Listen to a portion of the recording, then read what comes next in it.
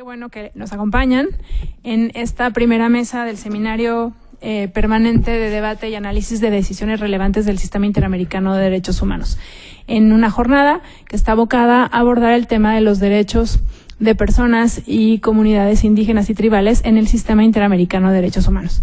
Bueno, vamos a dar inicio a la mesa número 1 de este seminario, que precisamente entra al tema sobre cuáles son los derechos de pueblos y comunidades indígenas y tribales en el sistema interamericano.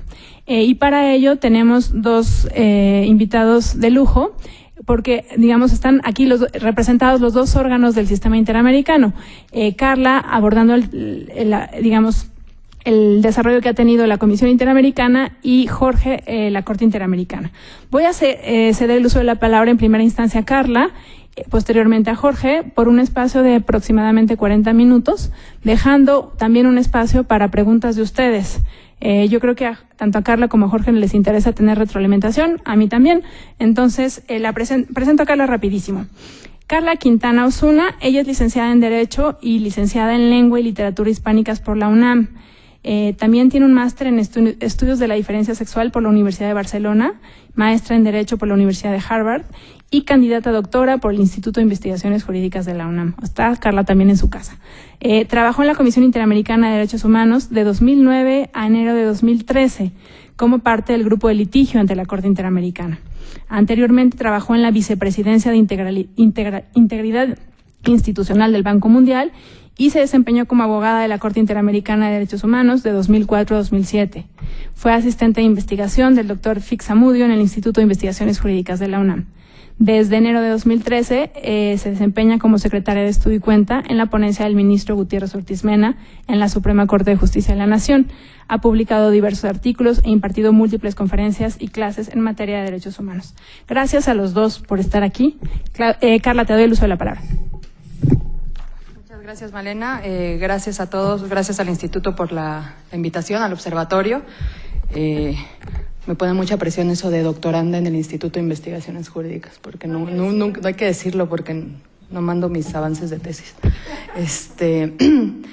Bueno, yo voy a hablar un poquito del trabajo de la Comisión Interamericana de Derechos Humanos, y aquí me siento un poco deslegitimada porque en realidad voy a hablar del trabajo que hace Isabel Madariaga, ¿no? Entonces, voy a hablar de lo que ella hacía, un poco de manera muy genérica. Creo que no me voy a tardar mucho. Creo que sería más relevante después escuchar lo que tiene que decir Jorge de la Corte, y si después me permites apuntar algunas cosillas al respecto.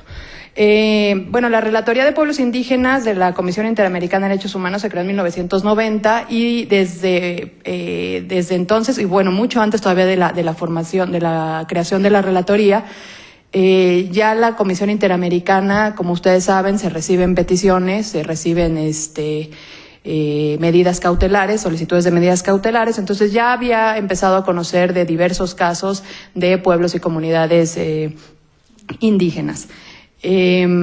Es importante tener en consideración, esto no es una clase del sistema interamericano, pero tengamos muy presente que la Comisión Interamericana no solo recibe peticiones con base en la Convención Americana sobre Derechos Humanos, sino también en la Declaración Americana sobre Derechos y Deberes del Hombre, y la Comisión Interamericana puede conocer de peticiones y casos, de peticiones de países que no han ratificado la Convención Americana sobre Derechos Humanos o, y ahí esto es irrelevante para la Comisión, la competencia contenciosa de la Corte Interamericana de Derechos Humanos. Esto es relevante porque los primeros casos de la Comisión Interamericana en temas de pueblos indígenas son respecto de tres países que no habían ratificado la Convención Americana sobre Derechos Humanos y que además, en aquel entonces, y que además no habían aceptado la competencia contenciosa de la Corte, razón por la cual muchas veces luego nos preguntan por qué no había llegado un caso antes a la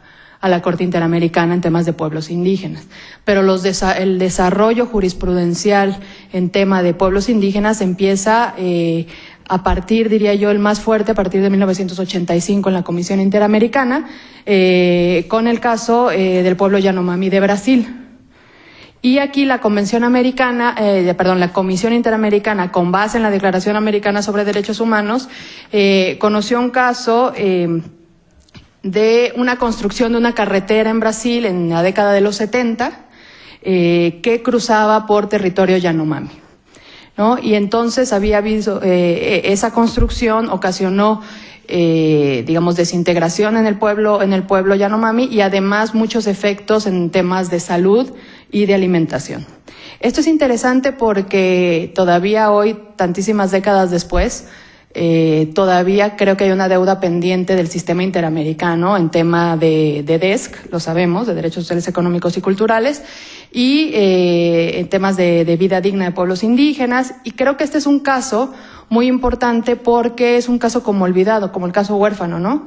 Nadie cita nunca Yanomami, cuando en realidad el caso Yanomami, la comisión dijo, aquí no se tomaron medidas de salud, no, se ocasionó tuberculosis, malaria, tienes que tomar todas las medidas, le dijo al Estado brasileño, para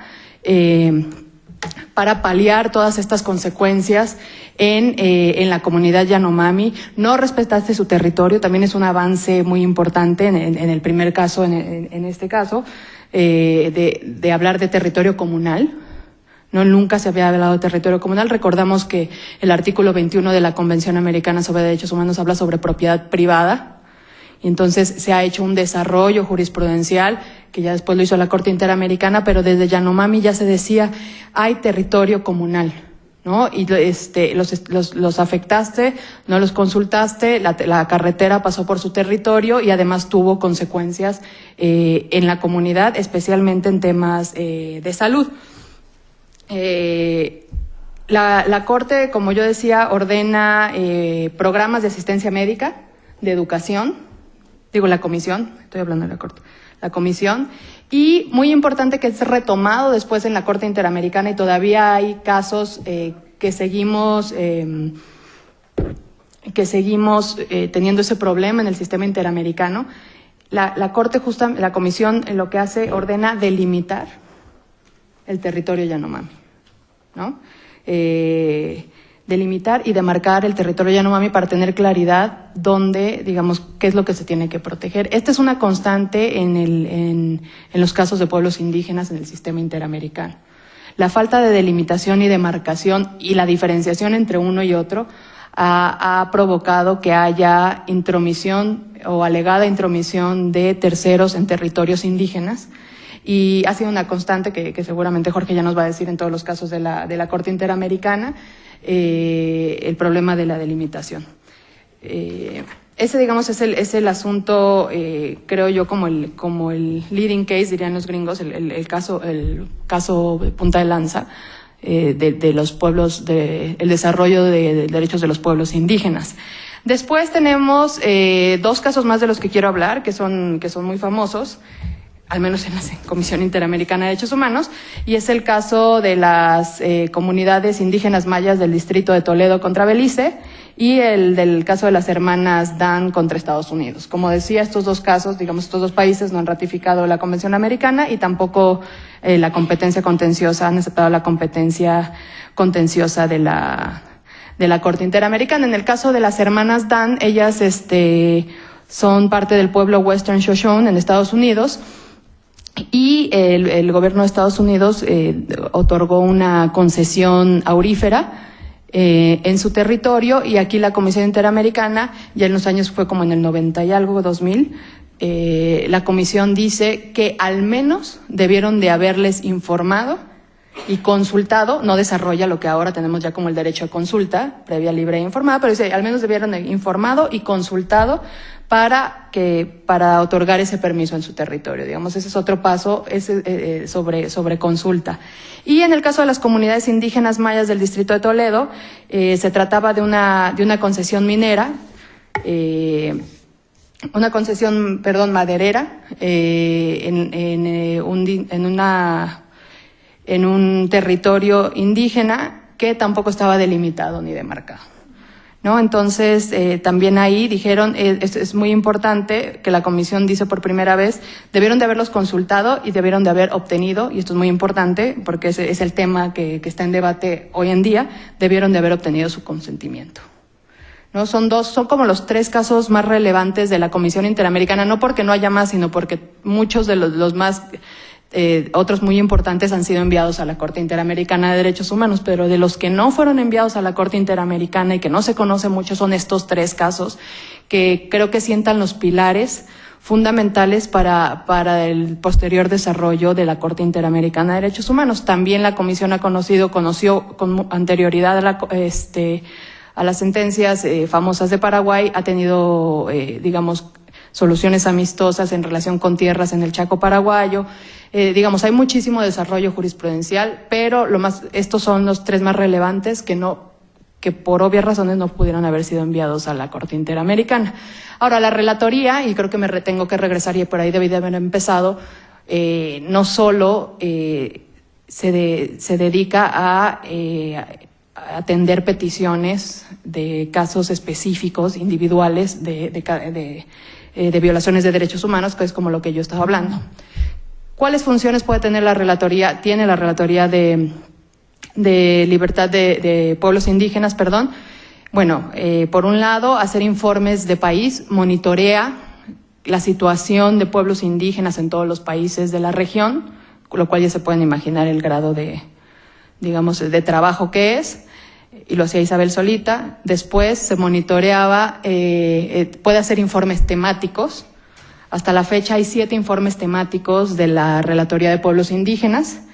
El último es de pueblos en aislamiento voluntario, pero también hay uno muy interesante que creo que es muy interesante para nosotros como mexicanos en el momento actual en el que estamos, sobre consulta previa, libre e informada, sobre tierras.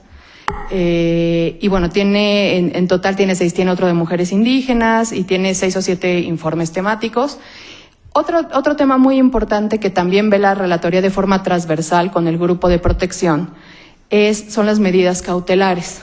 Las medidas cautelares para individuos o pueblos y comunidades indígenas. La Comisión Interamericana ha otorgado diversas medidas cautelares, por ejemplo, a título individual con líderes indígenas, pero, y esto es muy importante porque también es un avance que se da desde la Comisión antes que de la Corte Interamericana, medidas colectivas, medidas de protege a colectivos indeterminados pero determinables, ¿no? Y ese avance lo da la Comisión Interamericana específicamente en relación con pueblos indígenas y comunidades afrodescendientes. El primer caso que se da, que es muy claro, es con comunidades afrodescendientes de Colombia, del Chocó colombiano. Ha otorgado medidas en temas, por ejemplo, de conflictos armados, como en Colombia, con el pueblo Nasa o el Ayú. También ha dado en temas de megaproyectos, y esto es un tema bastante politizado. Ustedes saben que gran parte de la crisis del sistema interamericano empezó o surgió por unas medidas cautelares que ordenaron, entre otras cosas, la suspensión de la represa en Belo Monte contra Brasil, y eso ocasionó un problema político que hasta la fecha yo creo que todavía sus consecuencias no cesan. No estoy tomando una postura de que creo que está bien que hayan tomado esa reacción política. Simplemente es un hecho que eso ocasionó una crisis en el sistema interamericano. También se han dictado, en ese mismo contexto de megaproyectos, se han dictado otras medidas cautelares, por ejemplo, con la mina Marley en Guatemala, ¿no? Entonces, ese es otro enfoque donde la comisión se ha enfocado en pueblos y comunidades indígenas. Entonces, como relatoría también pueden hacer visitas in loco, ¿no? Específicamente a un país para un caso en particular. Y también a veces se hacen visitas para determinar un caso, para estudiar un caso específico. Isabel y yo estuvimos hace muchos años en Guatemala, para hacer una visita específicamente y creo que ya hablaron en la mañana de este caso, porque por ahí vi una diapositiva de las masacres de Río Negro. Visitamos Río Negro, fuimos a escuchar a las víctimas directamente, a donde era Río Negro, que donde ya no viven, ¿no? Entonces, la labor de la relatoría es muy intensa. El tema de los casos que finalmente llegan a la Corte Interamericana es solamente una parte de lo que hace la Relatoría de Pueblos y Comunidades Indígenas. También lleva a cabo, por ejemplo, ustedes saben que la Comisión Interamericana lleva a cabo audiencias públicas, audiencias en sus periodos de sesiones, a veces son temáticas, ¿no? Entonces vamos a hablar de consulta previa en Perú, o en la región andina, o en Centroamérica, o vamos a hablar sobre situación de defensores de pueblos indígenas, ¿no? Y entonces hay audiencias temáticas. Y también, por otro lado, puede haber audiencias de casos. Así como hay en la Corte Interamericana audiencias de casos, en la comisión las hay, pero de manera mucho más breve. Pero se intenta escuchar también a las víctimas en las audiencias de la comisión. Entonces, digamos, recapitulando, y ya para pasarle la palabra a Jorge, la relatoría ve, analiza casos de peticiones específicas sobre personas y pueblos y comunidades indígenas, desde que se recibe una petición hasta que pasa por el informe de admisibilidad, el informe de fondo, y en el caso que se llegue a ir a la Corte Interamericana, la relatoría sigue estando presente y sigue acompañando el proceso hasta la sentencia ante la Corte Interamericana, ¿no? Por ejemplo, el caso Sarayaku.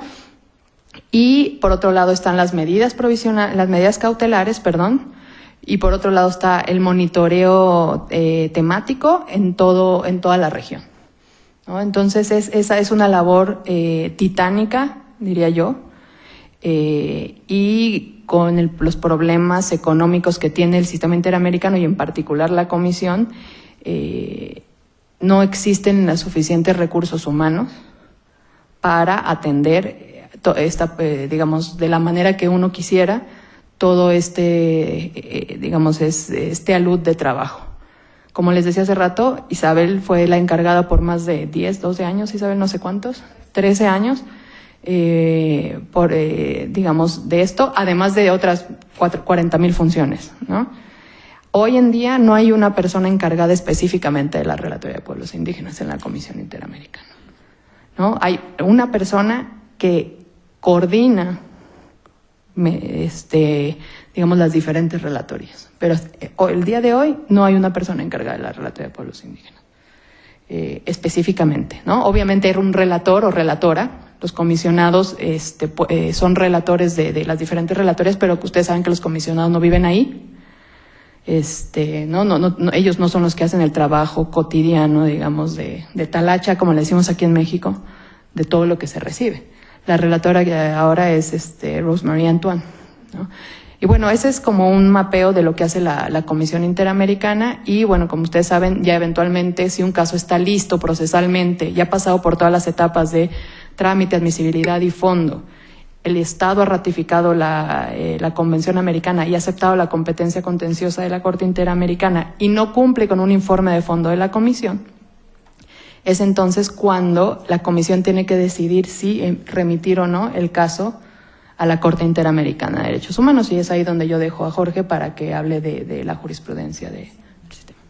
Gracias, Carla, y gracias sobre todo por destacar, porque eso es algo que de verdad pasa desapercibido, estos casos que son los casos que en la Comisión se han trabajado o fueron los primeros en trabajarse, los más destacados en temas de derechos y pueblos indígenas, que normalmente no los miramos porque vemos los de la Corte Interamericana, y también por destacar el trabajo de la relatoría, que es bien relevante y del cual pues Isabel habló, pero quizás no con la integralidad que lo hace ahora Carla y mencionando todo el trabajo que significa. Gracias, Carla. Voy a ceder el uso de la palabra ahora a Jorge Calderón, lo presento rapidísimamente.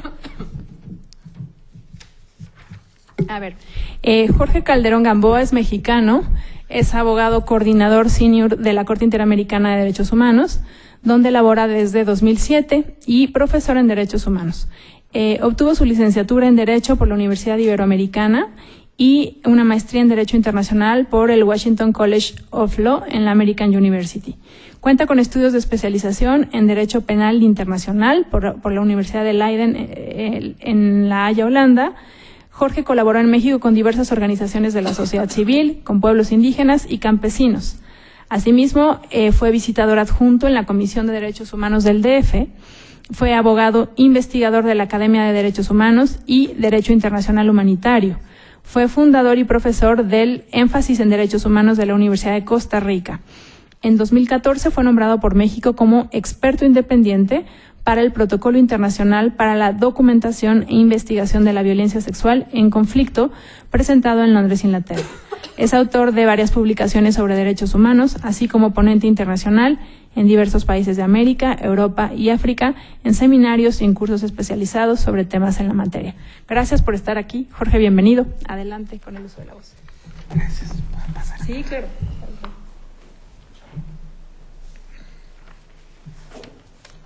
Ok. Hola, buenas tardes. Me paso acá porque voy a tener una presentación de PowerPoint, entonces para no estar volteando con el cuello. Primero que nada quisiera agradecer al observatorio, que siempre le comento a Magdalena que es una iniciativa pionera en México, de la cual estamos súper contentos y orgullosos todos los que nos interesa este tema y a la cual deseamos siempre apoyar. Muchas gracias por la invitación, por permitirme de nuevo estar acá y también segunda vez que estoy tocando este tema con ustedes y a ustedes presentes acá. Se me ha dicho que tengo un estimado de 40 minutos. Voy a tratar de condensar la jurisprudencia de la Corte, que es muy amplia, pero en algunos temas principales que ahora señalaré. Como lo que se me ha pedido abordar son los casos contenciosos que han sido sometidos a la Corte y aquí primera presentación es señalar el catálogo, el menú de los principales casos que la Corte ha conocido que tienen relación con materia indígena. Tenemos ahí un total de 22. Esto no excluye otros casos que serían solicitudes de medidas provisionales que también diferentes que la Corte ha conocido. Pero de este catálogo de 22, esos 3 que ven en amarillo son 3 casos que están pendientes de decisión, 2 de ellos que la Corte decidió hace 3 semanas, pero todavía no están publicados. Entonces solamente nos referiremos de manera general de qué tratan y cuáles son los temas que se abordan, pero entonces tendríamos 19 sentencias que abordan diferentes problemáticas indígenas. Ya en la mañana han tenido una gran introducción de todo este tema, entonces me permito solamente hacer simplemente un brevísimo repaso de los antecedentes de este tema importante indígena, que siempre decimos que si bien es un tema ancestral, es un tema de comunidades tradicionales que preceden al Estado actual o al postcolonial, es un tema realmente novedoso y reciente en el derecho internacional, considerando la historia de la humanidad, ¿verdad? Entonces, tenemos que el primer antecedente importante se da en la Organización Internacional del Trabajo de la ONU, que es el Convenio 169 del OIT de 1989. Tenemos una Declaración de Pueblos Indígenas de la ONU de 2007 y el Sistema Universal de la ONU también tiene una relatoría sobre pueblos indígenas de la ONU. Y tenemos también un sistema regional, que es el sistema de la OEA, Organización de Estados Americanos, donde está insertado justamente el tema que hoy estamos viendo, que es el Sistema Interamericano de Derechos Humanos.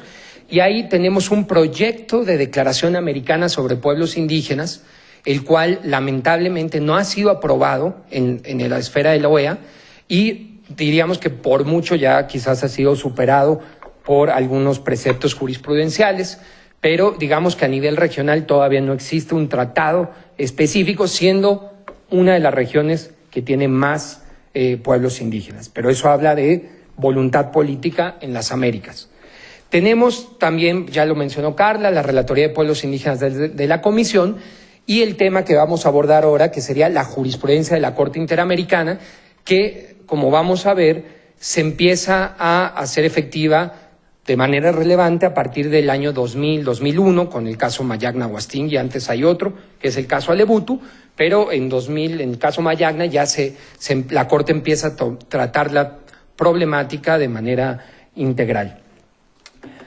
Entonces, ¿qué es lo relevante acá? Que hay que darnos cuenta que la Corte Interamericana es el órgano principal, digamos, es un órgano del tratado de la Convención Americana sobre Derechos Humanos. Entonces, es un órgano creado por este tratado que le da la competencia para interpretar la Convención Americana de Derechos Humanos y respecto de la cual puede declarar violaciones a derechos humanos a los países no solo que han aceptado han firmado la Convención Americana, sino que también le han dado competencia para que los juzgue, lo que se llama la competencia contenciosa de la Corte. Entonces, en este abanico no tenemos todos los países de la región, no todos han firmado la Convención y no todos han aceptado la competencia de la Corte, son más o menos unos 21 o 22, si no mal recuerdo, estaría casi toda Latinoamérica, con la excepción de Venezuela, que hace un par de años ha denunciado la Convención, y varios países del Caribe que estarían por fuera, Estados Unidos y Canadá. Entonces, quiero que vean que primero este tratado es de 1969. ¿Y qué quiere decir esto y por qué es relevante? Porque en 1969 todavía no se tenía ningún desarrollo internacional en materia de pueblos indígenas. Como ustedes vieron, el primer tratado es el Convenio 169 del OIT de 89. Entonces, esta Convención Americana no contempló ningún artículo, ningún derecho referente específicamente para pueblos indígenas. No obstante, todos los derechos que se encuentran en la Convención les son aplicables, por supuesto, a pueblos indígenas. Pero, ¿por qué es relevante entonces la jurisprudencia de la Corte? Entonces, digamos que es relevante porque este tribunal ha tenido que interpretar este tratado a la luz del corpus juris internacional, de este cuerpo jurídico que señalábamos anteriormente, para darle contenido a esta convención que no tiene disposiciones en materia indígena. Entonces, la Corte ha tenido que recurrir al Convenio 169, a la Declaración de la ONU, a los informes de relatores, a las decisiones del Comité para la Eliminación de la Discriminación, preceptos del Foro Permanente sobre Pueblos Indígenas de la ONU, etcétera. Todo esto de manera interpretativa para proteger los derechos en la Convención. Y lo ha hecho principalmente a la luz de un artículo relevante, que es el artículo 21 de la Convención, que ya Carla señalaba, que el mismo se titula Propiedad Privada. Es decir, este artículo no estuvo contemplado para una propiedad colectiva. Sí, ahora vamos a verlo más adelante, pero la Corte lo ha interpretado para brindar esa protección a pueblos indígenas y tribales, así como el artículo 1.1 de la Convención, que este es un artículo que permite a la Corte hacer una lectura transversal de todo el tratado a la luz de dos obligaciones principales. Por un lado, la obligación de respeto. Los Estados deben respetar los derechos humanos de la Convención, no deben de interferir, no deben de afectar ellos, pero por otro lado, un deber de garantía, que es tomar las medidas para procurar que esos derechos se cumplan. Y esta interpretación dual ha sido la que ha permitido interpretaciones amplias, donde no solo el Estado va a ser responsable por sus actos u omisiones, sino inclusive responsable por lo que terceros quizás puedan hacer y el Estado con conocimiento no haya supervisado, no haya tomado control, como vamos a ver adelante, y una interpretación importante de este artículo 1 de manera transversal para pueblos indígenas desde el concepto de identidad cultural. Otro tema importante de la jurisprudencia de la Corte es cómo lee la Convención Americana de Derechos Humanos desde una perspectiva de un juicio de ponderación frente a restricciones a derechos. Es decir, la Convención y los derechos humanos en ningún momento son absolutos. Eso lo tenemos que reconocer. Ni siquiera el derecho a la vida está garantizado de manera absoluta. Puede haber restricciones que no son parte, digamos, de este seminario. Pero frente a esas restricciones, lo que sí impone el tratado y los tratados de derechos humanos y órganos es que se deben de restringir los derechos de manera proporcional, cumpliendo varias reglas que están dispuestas en el artículo 30 de la Convención y de manera jurisprudencial, que sería que sean legales, que tengan una finalidad legítima, sean necesarias y sean proporcionales. Quizás más adelante las podemos abordar en un caso concreto. Entonces, en cuanto a pueblos indígenas, la Corte ha interpretado un catálogo de diferentes artículos, ahí lo pongo los números, pero esto se traduce principalmente en el artículo 1.1, que ya dijimos, deber y respeto, artículo 4, el concepto de vida digna, el derecho a la vida, el artículo 21, la propiedad colectiva, y, por ejemplo, otras disposiciones como el Protocolo de San Salvador, que es sobre derechos económicos, sociales y culturales, el artículo 11, que es la protección del medio ambiente, etcétera. Entonces, bueno, esos artículos han sido interpretados para efectos de materia indígena. Entonces, en este tiempo que tenemos, porque es un tema muy amplio el de pueblos indígenas, pero me quiero referir a 7 puntos principales que no abordan para nada toda la jurisprudencia. El primero de ellos va a ser sobre el derecho a la propiedad colectiva o comunal. El segundo va a ser lo que la jurisprudencia ha dicho sobre recursos naturales y pueblos indígenas. El tercero, el concepto de vida digna. Cuarto, otros derechos, que si tenemos tiempo los abordamos, si no creo que sería difícil. Quinto, las visitas que la Corte está realizando actualmente a terreno para conocer la situación de pueblos indígenas y modalidades de declaraciones. Sexto, las reparaciones con perspectiva indígena. Y por último, unas breves conclusiones.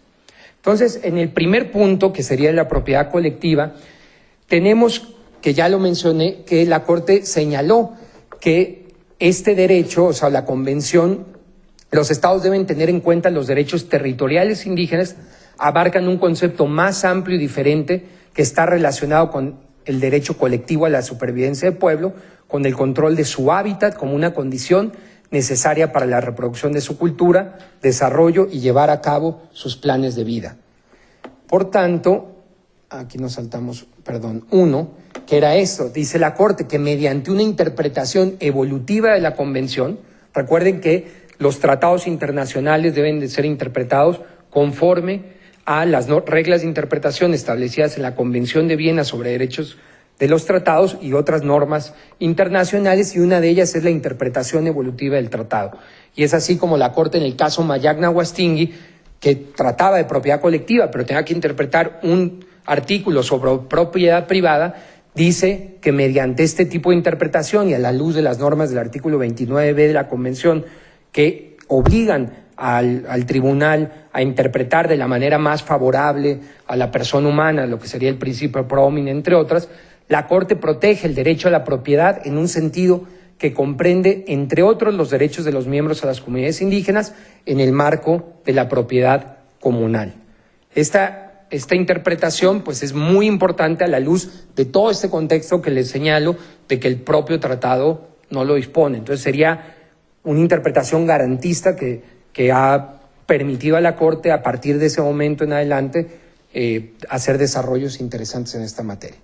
Bueno, para analizar los diferentes supuestos que la Corte ha conocido sobre propiedad comunal versus propiedad privada, los voy a sistematizar en 9 principios o 9 criterios principales que están relacionados con 3 problemáticas distintas de posesión. Una donde el pueblo tiene posesión pero no tiene título, entonces no puede reclamar. Otra donde se ha desposeído de su territorio o forzadamente, y otras donde perdió el territorio y se encuentra en manos de privados de tercera fe, de buena fe. Entonces, ¿qué es lo que la Corte ha decidido entre esos 3 supuestos principales? Bueno, primero es lo que ya dijimos, que el derecho a la propiedad consagra en el artículo 21, debe ser entendido de manera amplia, de tal suerte que está protegida tanto la propiedad comunal como la propiedad privada. Segundo, el artículo 21 protege las tierras de las comunidades indígenas o tribales, pero no solo las tierras, sino también los recursos naturales que en ellos se encuentren necesarios para su supervivencia. Es decir, se está reconociendo que la visión de propiedad del derecho civil tradicional no es la misma que el pueblo indígena. Y tercero, vamos a ir al primer supuesto. Ya habíamos mencionado el caso Mayagna-Huastingui del año 2001, donde el Estado de Nicaragua había otorgado una concesión maderera en el territorio tradicional o ancestral del pueblo Mayagna, y como no estaba ni demarcado, ni delimitado, ni titulado, pues la comunidad no podía reclamar que había intromisiones dentro de su territorio o que esta concesión fuera ilegal. Por lo tanto, la Corte reconoció que en ese supuesto los miembros de las comunidades indígenas o tribales que estén en posesión de su territorio tradicional tienen el derecho a solicitar al Estado el reconocimiento legal de propiedad. Y en un caso más reciente, el caso Cuna, en Vera de Panamá, se ha dicho que el título de propiedad es la posesión, del territorio ancestral es equivalente al título de propiedad. Es decir, lo único que el Estado tendría que hacer es reconocerles y titularle el territorio que está poseído, que ya está en su posesión.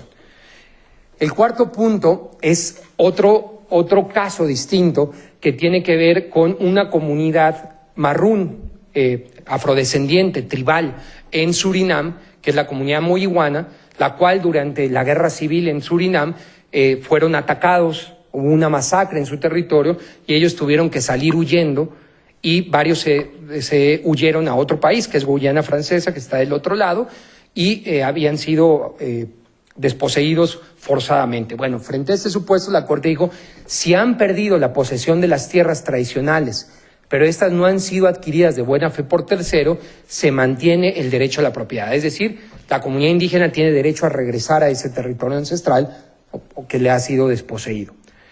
El quinto punto ya serían 3 casos muy relevantes de la Corte que tienen que ver con el Chaco paraguayo. Los casos Yaquiaxa, Saguayamaxa y Xamocasec.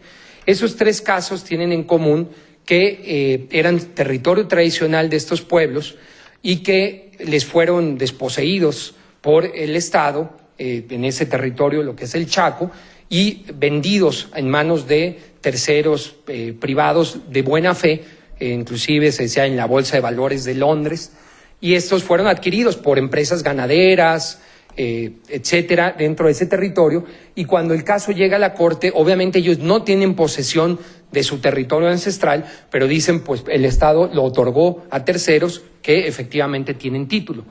Bueno, frente a este supuesto, lo que la jurisprudencia dice es que si las tierras han sido adquiridas de buena fe por terceros, las comunidades indígenas o tribales tienen derecho a solicitar la devolución. Ojo que no estamos diciendo que tienen derecho a que se las devuelvan inmediatamente, pero sí que existe un recurso interno que permita solicitar la reivindicación de su territorio, donde el Estado tendrá que tomar en cuenta que ese era territorio ancestral. Y seguimos sobre esa base de ese mismo análisis, es que el derecho a solicitar la devolución o restitución de las tierras puede caducar por el transcurso del tiempo, a menos que se demuestre que las comunidades indígenas o tribales mantienen todavía una relación con las tierras. Es decir, se pide una prueba de vinculación con ese territorio y esa relación dependerá de la cultura de cada pueblo y esta relación debe ser posible. Es decir, si el tercero está impidiendo que se pueda mantener la relación, sería una causa que de todos modos no impediría que se esté probando que existe vínculo. En este caso específico, estos 3 casos paraguayos, se probaba que los pueblos indígenas, no obstante, esos territorios estaban en manos de terceros, que estaban en fincas ganaderas, ellos vivían a las orillas a las orillas de estas fincas y muchos de ellos trabajaban inclusive para la finca, pero había denuncias de que ellos entraban a sus territorios ancestrales de manera quizás secreta o por decirlo ilegal, para llevar a cabo ya sea en sus ritos dentro donde hubiera centros ceremoniales o para hacer sus actividades tradicionales de caza, pesca, recolección. Entonces, este criterio viene a ser muy importante en la jurisprudencia de la Corte, el derecho de los pueblos indígenas a solicitar esa reivindicación aunque lo hayan perdido.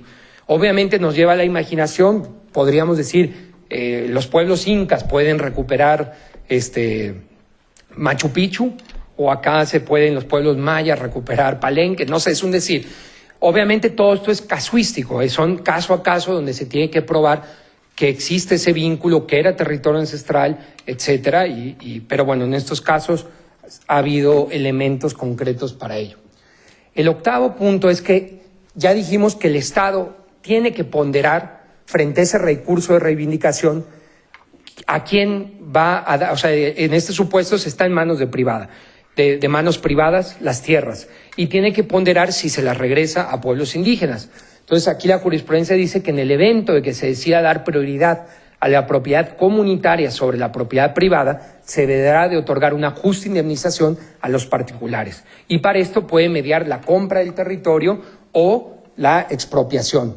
Por ejemplo, en caso específico, en los casos paraguayos, en el caso Saguayamaxa, hoy en día se está expropiando el territorio de, esa finca ganadera para dárselas al pueblo indígena. Pero en el caso Yaquiaxa, los Yaquiaxa aceptaron tierras alternativas y, bueno, está en proceso también de que se les construya una vía para podérselas entregar, etcétera.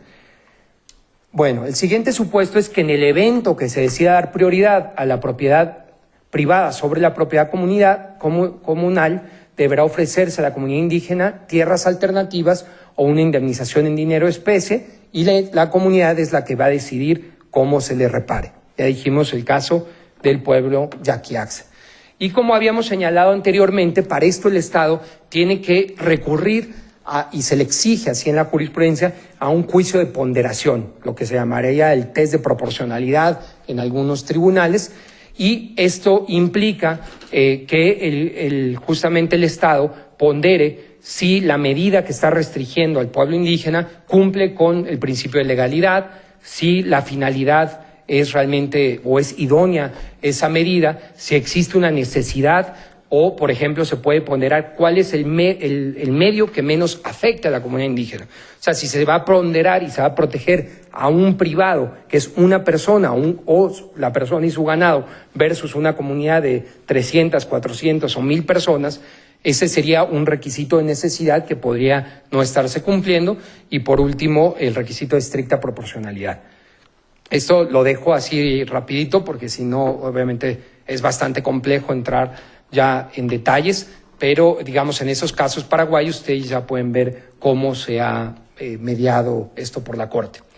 El segundo tema que vamos a abordar es recursos naturales y pueblos indígenas. Entonces, la Corte dice que los pueblos indígenas, por supuesto, que tienen el derecho a ser titulares, ya habíamos dicho, no solo del territorio, sino de los recursos naturales que han usado tradicionalmente dentro de su territorio, ya que sin ellos la supervivencia económica, social y cultural estaría en riesgo. ¿Cuáles serían los recursos que estarían protegidos? Repetimos, los necesarios para su propia supervivencia, desarrollo y continuidad del estilo de vida. Y las afectaciones a estos recursos naturales puede ser de manera directa o indirecta. También la Corte ha dicho que el artículo 21 de la Convención no impide al Estado emitir concesiones, ya sea de exploración o explotación de estos recursos naturales. Lo que se le exige al Estado es que cumpla con ciertas salvaguardas, principalmente 3 salvaguardas.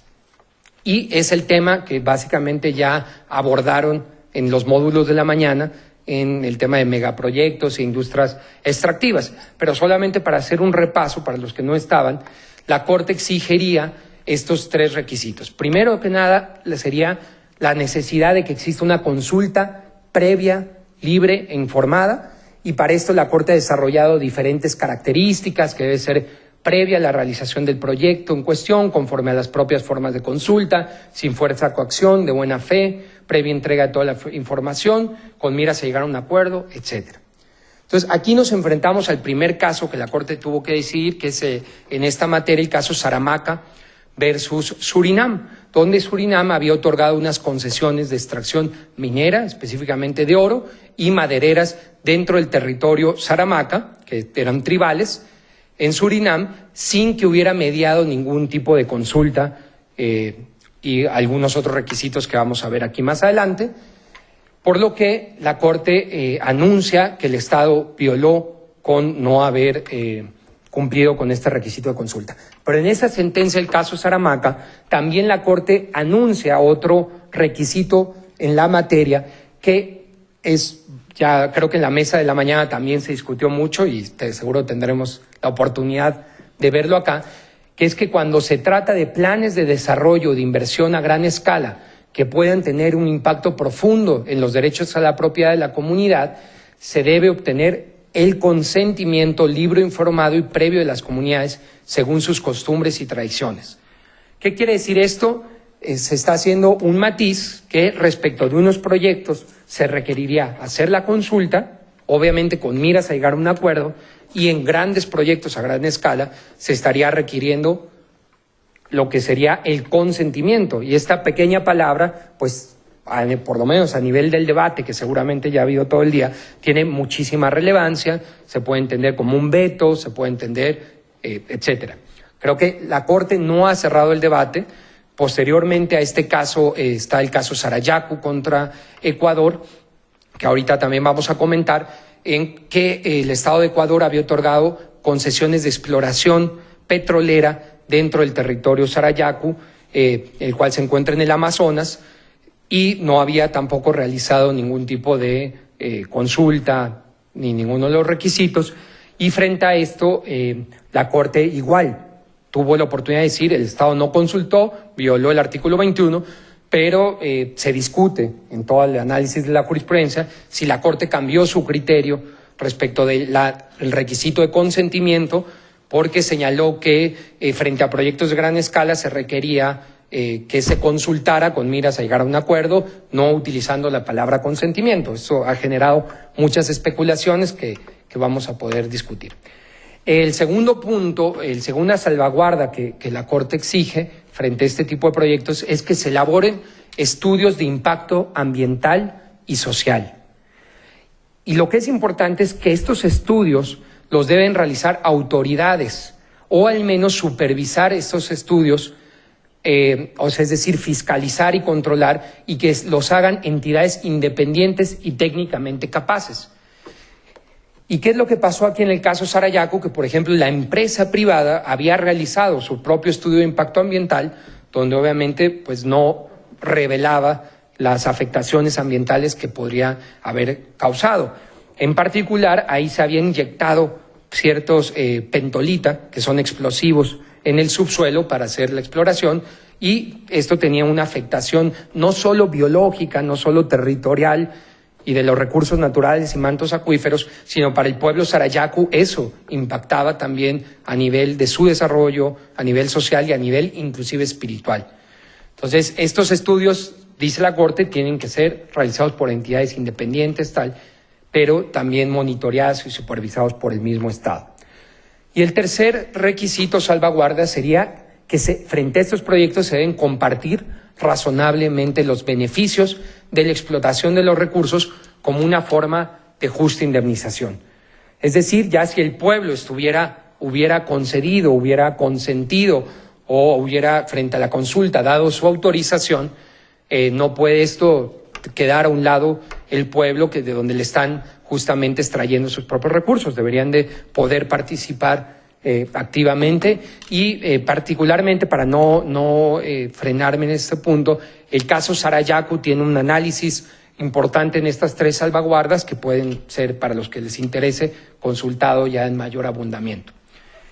En particular, en el caso Saramaca, entonces la Corte encontró que no solo se había dejado a los integrantes del pueblo Saramaca un legado de destrucción ambiental, privación de los recursos de subsistencia y problemas espirituales, sino que además no se recibió ningún beneficio de las operaciones madereras que se encontraban en su territorio. Es decir, el colmo de los colmos. Y en el caso Sarayaku, respecto de estudios de impacto ambiental, ya se dijo que se habían realizado sin la participación del pueblo por la empresa privada subcontratada, sin el control estricto y fiscalización de algún órgano estatal, y no se tomó en cuenta la incidencia social, espiritual y cultural del pueblo. Otro aporte interesante en esta sentencia del caso Sarayaku sobre la materia es el concepto de identidad cultural, que la Corte ya lo había hablado en los casos paraguayos, no es algo nuevo, pero vendría a ser el desarrollo de lo que se llama un derecho innominado. Es decir, en la Convención no existe, la Convención Americana del 69, ningún derecho que se llame identidad cultural. No obstante, la Corte dice, si bien no existe, este es un derecho transversal que deviene de este deber de garantía de parte de los Estados. Y dice, bajo el principio de no discriminación, reconocimiento del derecho de identidad cultural es la vía de interpretación transversal para garantizar los derechos de los pueblos indígenas y, por tanto, la falta de consulta vulnera la identidad cultural. Y así pasó, o así se declaró en el caso Sarayaku con mayores matices. Bueno, respecto de esa temática que estamos hablando de la consulta y proyectos de extracción, tenemos estos dos casos pendientes ante la Corte. El caso Comunidad Garífunas de Punta Piedra es un caso relacionado con comunidades afroindígenas de garífonas de Honduras, donde tocamos una problemática distinta a las abordadas de posesión, porque este es un caso donde la comunidad ya tiene posesión de su territorio, pero además tiene titulado el territorio. No obstante, esa titulación tiene el territorio ocupado por terceros no indígenas. Y esto no es una problemática exclusiva de Honduras, es una problemática de la región en completo americana, en Costa Rica, en México, etcétera, territorios ya titulados a pueblos indígenas que se encuentran ocupados por terceros. Entonces, se discute un tema importantísimo que es el saneamiento como una garantía del uso y goce de la propiedad, que está reconocida también en el convenio 169 de la OIT. Como decíamos, ya la Corte decidió este caso, pero no lo ha publicado, entonces veremos en próximas semanas qué decidió al respecto. Y como segundo punto, en este caso se otorgó una concesión de exploración no metalúrgica en una comunidad contigua a la comunidad de Punta Piedra, una comunidad que se llama Cozuna. Pero lo que sucede es que el Estado de Honduras dice, bueno, mi ley interna lo que me exige es una consulta, pero al momento de la explotación, no en el momento de la exploración, porque en la exploración solamente se está estudiando el territorio, no hay por qué consultar. Entonces también va a ser importante lo que la Corte diga al respecto de esta etapa. El otro caso sería el caso Caliña y Locono contra Surinam. Ese caso trata sobre un pueblo indígena de Surinam, en un territorio bastante extenso, donde tiene muchísimas problemáticas, entre ellos territorio en manos de terceros no indígenas, falta de delimitación, demarcación y titulación de su territorio, pero también tiene un tema novedoso para la jurisprudencia de la Corte, que son áreas de reservas naturales en territorio indígena. Entonces, esto la Corte todavía nunca lo ha decidido y donde se tiene que estudiar cuál es la compatibilidad entre áreas protegidas y pueblos indígenas. También dentro de esas reservas indígenas, esas reservas naturales en pueblo indígena, se otorgaron concesiones mineras en una de esas reservas tradicionales, pero estos actos se dieron fuera de la competencia de la Corte, inclusive cuando estaba en manos de Surinam era una colonia holandesa. Entonces serían hechos fuera de competencia de la Corte, pero se estudiaría si el deber de consulta persistiría en el tiempo, no solo, vean que ya no estaríamos llamando solo consulta previa, libre informada, que eso sería el momento del otorgamiento de la consulta, sino en otras posibles etapas de la entrada en operación. Entonces ese también va a ser un tema novedoso. Existe otra problemática sobre los estudios de impacto ambiental que no fueron previos, sino que fueron casi cuando se acabó el proyecto y fueron realizados también por empresas privadas y se está estudiando también cuál es la responsabilidad posible de empresas frente a violaciones de derechos humanos a la luz de los principios rectores de empresas y derechos humanos. Eso será otra discusión interesante y novedosa para la Corte. Y otros puntos como que el Estado realizó ciertas carreteras para poder sacar la extracción de minerales, de bauxita en especial, y dice, bueno, esto sería parte del beneficio compartido para la comunidad. Entonces, si una necesidad de la propia empresa, eso puede considerarse un beneficio, también será otro tema interesante. Y tenemos otro caso, el caso de la comunidad Triunfo de la Cruz contra también Honduras, garífona, pero trata otras diversidades de problemas, más de posesión de territorio ancestral, no contiguo, pero no de este tema específico que estamos abordando. El tercer temática es lo que la Corte ha diseñado sobre el concepto de vida digna. Y en la misma perspectiva que ya abordamos de la interpretación evolutiva, en el tema de propiedad colectiva, aquí la Corte ha dicho que no son admisibles enfoques restrictivos al derecho a la vida y en esencia el artículo 4, derecho a la vida, reconoce no solo el derecho de todo ser humano de no ser privado de la vida, sino también el derecho a que no se generen condiciones que le impidan o dificulten el acceso a una existencia digna. ¿Y qué es lo que se le exige aquí al Estado? No es que va a ser responsable de la pérdida o la condición marginal o de vida de cualquier persona dentro de su territorio. Lo que se exige es que el Estado debe de adoptar ciertas medidas positivas, concretas, y orientadas a satisfacer el derecho a la vida, en especial cuando se tratan personas en situación de riesgo. Y para esto la Corte tiene un examen, un test, se le dice, que viene de la Corte Europea, del caso Osman, sobre debida diligencia frente al conocimiento de riesgo. Y básicamente consiste en 3 requisitos. Uno, que existe una situación de riesgo contra una población, un grupo, en este sentido que estamos hablando, un grupo vulnerable. Frente a ese riesgo, que el Estado tenga conocimiento, debiera tener conocimiento, y como tercer requisito, que el Estado haya tomado las medidas suficientes y necesarias que serían esperadas para actuar frente a ese riesgo. Bueno, ¿cómo encaja esa jurisprudencia en casos indígenas?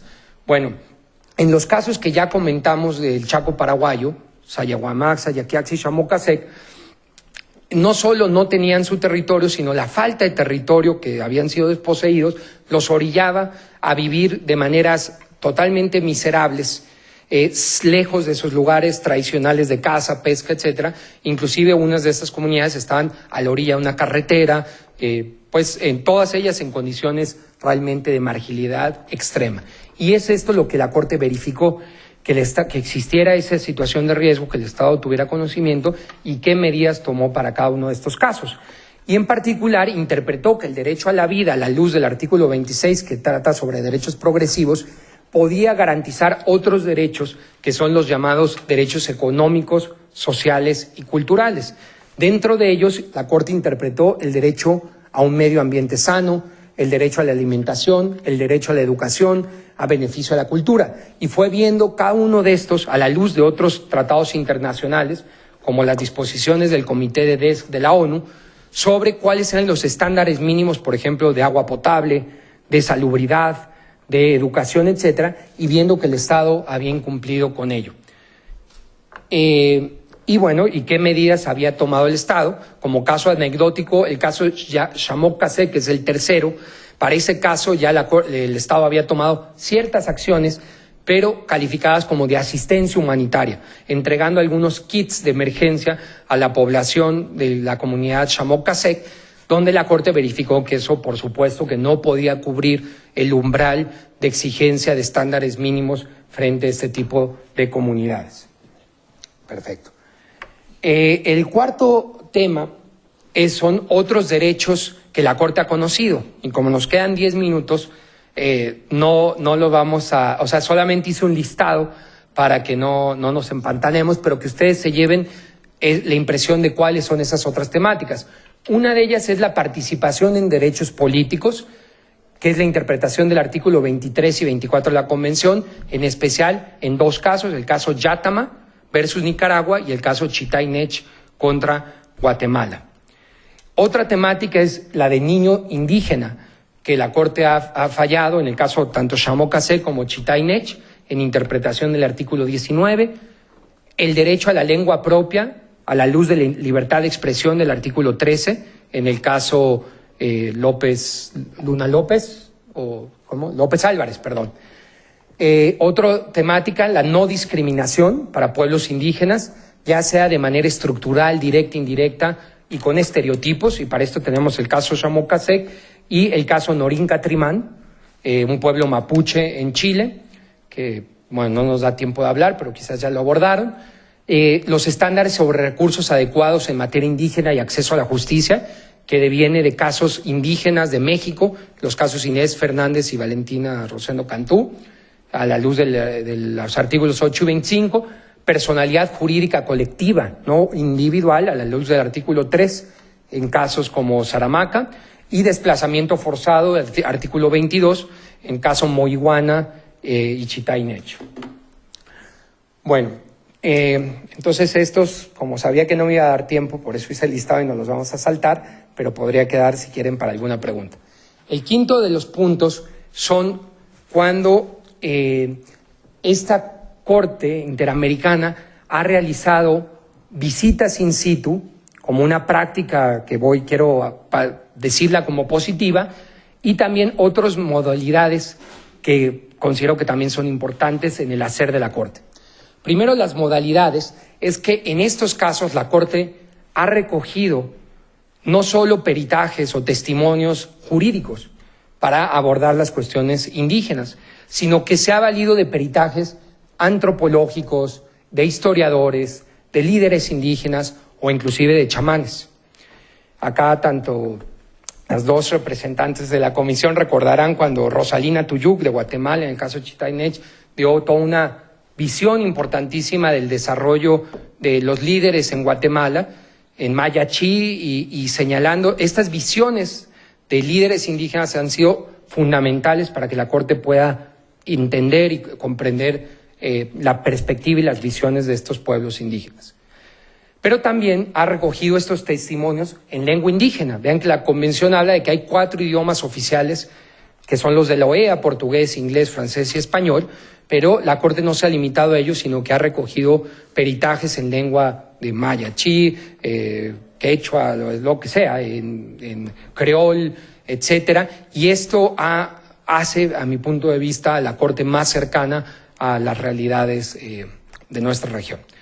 El otro punto son esta práctica de visitas in situ. La Corte ha realizado al menos 5, en el caso Alebutu, Sarayaku, Caliña y Locono, Trunfo de la Cruz y Punta Piedra. Aquí tienen algunas fotitas de las últimas realizadas, lo que me parece que ha sido muy relevante, que la Corte no solo estudie estos casos en papel, sino que acuda a las comunidades indígenas, por más lejos que estén, por más difícil que sea acceder, para escuchar los testimonios, ver la realidad y las problemáticas complejas de la población.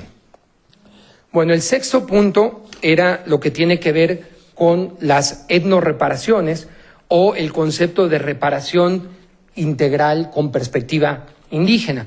Y la Corte, recordemos, no es el tema de esta sesión, pero tiene o ha interpretado el artículo 63.1 a la luz de 7 principios o 7 medidas de reparación integral.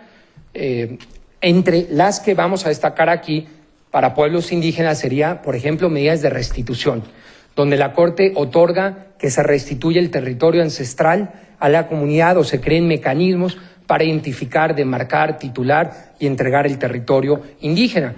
Tenemos la experiencia exitosa en Nicaragua del caso Mayagna Sumo Huastingui, donde no solo se creó, se delimitó, demarcó el territorio del pueblo Mayagna, sino que esa propia ley sirvió para otros pueblos indígenas en Nicaragua. Otra de las medidas son las medidas de satisfacción. Y para esto, la perspectiva étnica, la Corte ha ordenado actos públicos de reconocimiento de responsabilidad y publicación de las sentencias, pero en lengua indígena, o inclusive que se haga de manera por medio de una radiodifusión en el territorio, ya que quizás la lectura de un periódico no es lo más pertinente en una comunidad indígena. Entonces, por ejemplo, en Guatemala, radiodifusión en lengua mayachí. También la Corte ha ordenado medidas de carácter socioeconómico a través de programas de vivienda, salud, educación, producción, infraestructura, desarrollo, o el otorgamiento de becas para hijos de líderes indígenas, por ejemplo. Otra de las medidas son las medidas de rehabilitación, y la Corte ha otorgado tratamiento médico y psicológico a las personas que sufrieron una vulneración a sus derechos humanos en lo personal, pero también rehabilitación puede ser del territorio ancestral, como en el caso que hablamos Sarayaku, donde la pentolita estaba inyectada a varios metros, donde la Corte ordenó que ese del territorio sea rehabilitado, se saque la pentolita, etcétera. También entrega de suministros básicos para la comunidad, como agua, medicamentos, alimentos, letrinas, etcétera. Otra medida, las garantías de no repetición, que consiste en 2 componentes. Por un lado, capacitación en materia indígena a funcionarios judiciales o depende del tipo de violación, y por otro lado, la adopción de medidas legislativas o prácticas en esta materia. Ya decíamos el caso Mayagna, la creación de una ley que demarque, titule territorios indígenas, recursos efectivos y garantías de debido proceso, garantizar la participación política indígena dentro de los estados, etcétera.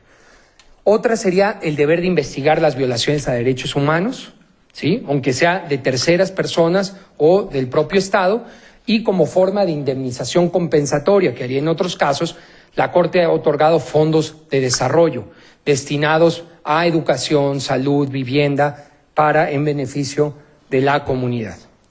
Bueno, y por último, algunas reflexiones de conclusión. La primera de ellas es que en el continente americano tenemos un aproximado de 45 millones de personas indígenas en la región que serían integrantes de un aproximado de 826 pueblos indígenas, ¿sí? Respecto de estos 45 millones de personas indígenas, es que la jurisprudencia de la Corte va a recaer, ¿sí? O sea, si bien no va a ser de manera directa, los estándares que diga la jurisprudencia del sistema interamericano le aplica en protección a 45 millones de personas. Y vean que en México tenemos más de 10 millones de personas indígenas. Por lo tanto, realmente es una jurisprudencia bastante relevante. Decimos aquí que la jurisprudencia de la Corte está a la vanguardia en materia indígena a nivel internacional. Sería uno de los pioneros y interpretadores más progresistas. No obstante, existen muchos retos y, como decimos ahí, existen importantes temas pendientes respecto de los cuales la Corte todavía no ha conocido. Pero recordemos que la Corte se pronuncia sobre temas a medida que le lleguen casos de esas temáticas, que la Comisión le envía a la Corte. Si estos casos no le llegan a la Corte no se puede pronunciar sobre casos que no ha conocido. Entonces, ahí hay grandes temáticas, como por ejemplo la jurisdicción indígena versus la jurisdicción penal de un Estado, discriminación dentro de las propias comunidades indígenas, de género, por ejemplo, etcétera. Habría muchos tal, y hay otros desafíos de la propia jurisprudencia de la Corte que, obviamente, como se ha dicho en otros paneles en la mañana, pues puede ser que ha dado algunos pasos para adelante y otros pasitos para atrás. Y, bueno, es importante ver cómo la Corte va a seguir abordando estos temas. Otro punto es que el sistema interamericano es, en conclusión, diríamos que es una respuesta efectiva para generar estándares en la materia. Y yo diría que está listo para realmente seguir recibiendo las grandes temáticas de la región. O sea, ya realmente se ha pronunciado sobre los principales puntos en materia territorial. Yo creo que ya puede recibir otros temas, como por ejemplo conocimientos tradicionales, temas de propiedad intelectual, temas de empresas que afecten derechos humanos.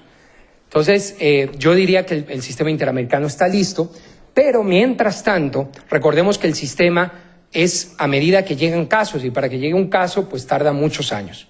Por eso decimos, está listo para generar estándares.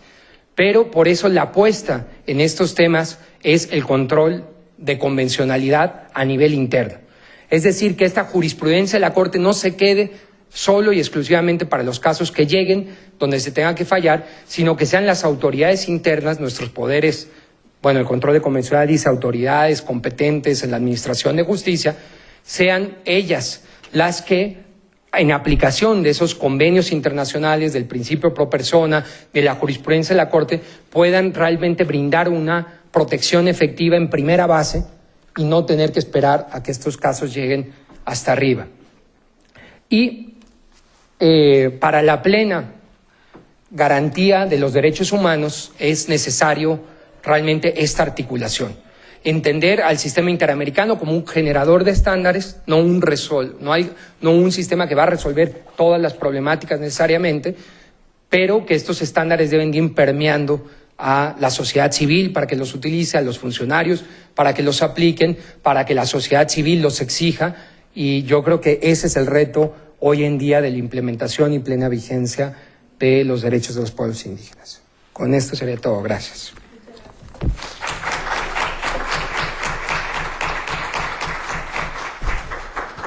Muchas gracias a Jorge. Creo que hiciste un recorrido muy a fondo, destacando estos temas relevantes de la Corte Interamericana. Me quedo con varios anotados que inclusive no había, en los cuales yo no había reparado, las etnorreparaciones, por ejemplo, lo de vida digna sí, pero bueno, y las conclusiones.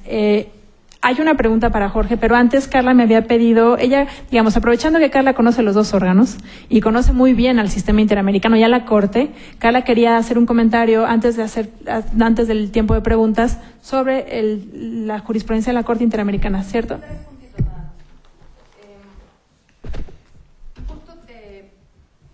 ¿Me oyen? ¿Se oye? Ahora se te va. ¿Ya?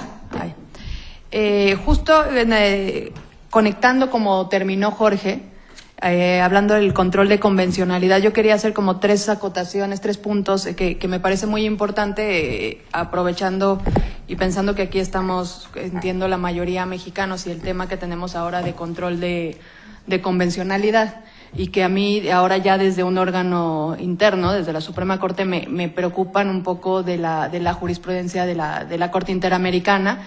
Yo estoy de acuerdo con Jorge, digo, yo trabajé mucho tiempo en el sistema y creo que los pasos que se han dado son muy importantes, son muchos, son imprescindibles y sin duda alguna representan un marco de protección para los derechos de los pueblos indígenas. Quiero partir de ahí. Mi preocupación viene más en temas ya muy específicos, muy concretos, de notas al pie de página prácticamente, y literal, de la Corte Interamericana de Derechos Humanos, en ir mermando su propia jurisprudencia, pasar de agache varios temas. Y parece que es poco perceptible para quien no está en el día a día, ¿no? Que no es como Jorge, que sabe absolutamente toda la jurisprudencia. Hay muy poca gente especializada en esto. Entonces, digamos, en las notas al pie. Entonces, quiero puntualizar 2 o 3 temas que creo que nos pueden servir a quienes litigan casos de pueblos indígenas aquí en México, o por donde yo veo que se vienen los golpes en México en las discusiones, por ejemplo, ante la Suprema Corte. Hoy estábamos esperando unas sentencias de transgénicos, ¿no? Que tiene que ver con consulta previa, libre e informada. ¿Transgénicos es un megaproyecto? No. ¿O sí? ¿No? Digamos, la pregunta que va, y si dicen que no, entonces no hay consentimiento, ¿no? Por ejemplo, no se requiere el consentimiento. Trato de ordenarme.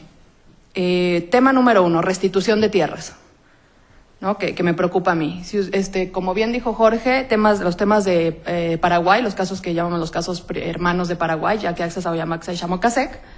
Si ustedes ven, es muy importante lo que dice Jorge, porque estas tierras eran bien habidas, digamos, entre comillas, por los dueños de las fincas, ¿no? Ellos compraron un buen título de propiedad, se los compraron a una iglesia anglicana, que a su vez se lo compró al gobierno paraguayo, que a su vez lo vendió con todo de indígenas adentro, ¿no? Y entonces la Corte en esas 3 sentencias dice, ¿saben qué? Ese territorio efectivamente era de ellos. Entonces, era de ellos y, digamos, después de hacer el test que dice Jorge, dice, y se lo tienes que devolver. Les tienes que devolver y dice la Corte en las 3 sentencias, es muy importante, dice, no importa que estas tierras estén siendo productivas. Se las tienes que devolver, y dice, solo por causas de fuerza mayor les tienes que dar tierras alternativas. Punto y seguido.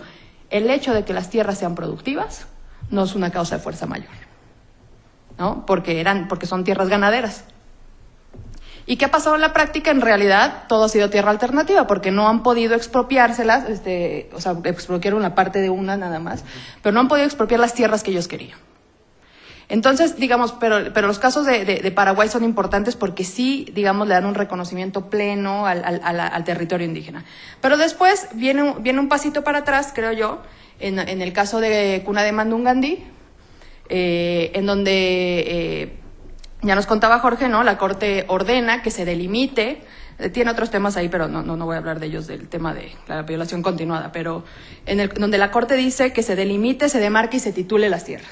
Pero un tema fundamental y un alegato que estaba fuertemente expuesto en la Corte Interamericana era, hay invasores en estas tierras. Y la Corte pasó de agache. Así como mute, como dicen los gringos, ¿no? O sea, no dijo nada. Y en realidad el tema más fuerte son los invasores. Y tenemos casos ante la Suprema Corte de así, ¿no? El ejido de Tila es uno de ellos. ¿Es mi tierra? Sí. ¿Es mía? Sí. ¿Hay gente adentro? Sí. ¿Qué hago con ellos? Y así como, espero que no haga así la Suprema Corte igual que hizo la Corte Interamericana. Pues no sé. Delimítaselos. ¿Y los delimitas y luego qué? No, o sea, pasó de agache en Cuna de Mandungandí. Y preocupa más, o sea, pues ahí viene, digamos, lo que decía Jorge, viene el caso de Punta Piedra, que tiene el mismo tema, ¿no? O sea, pues una posibilidad es que vuelva a pasar de agache. Esperemos que sea el menos grave de los escenarios, que pase de agache y que no diga que está bien que estén ahí, ¿no? Digamos, esa es una preocupación, territorio. Otro tema que entiendo que ya tocaron también es el de consulta previa, libre e informada. Saramaca es un caso que ha sido citado en todos lados, ¿no? Y está citado hasta, nos los copiaron en el sistema africano, y en Doroiza es idéntico que Saramaca, y a todos nos encanta citar Saramaca y decir que se requiere el consentimiento. Bueno, ¿ustedes saben qué ha pasado con Saramaca en la práctica? Nada. Surinam no se ha dado por enterado que existe una sentencia contra ellos, ¿verdad? Es la verdad.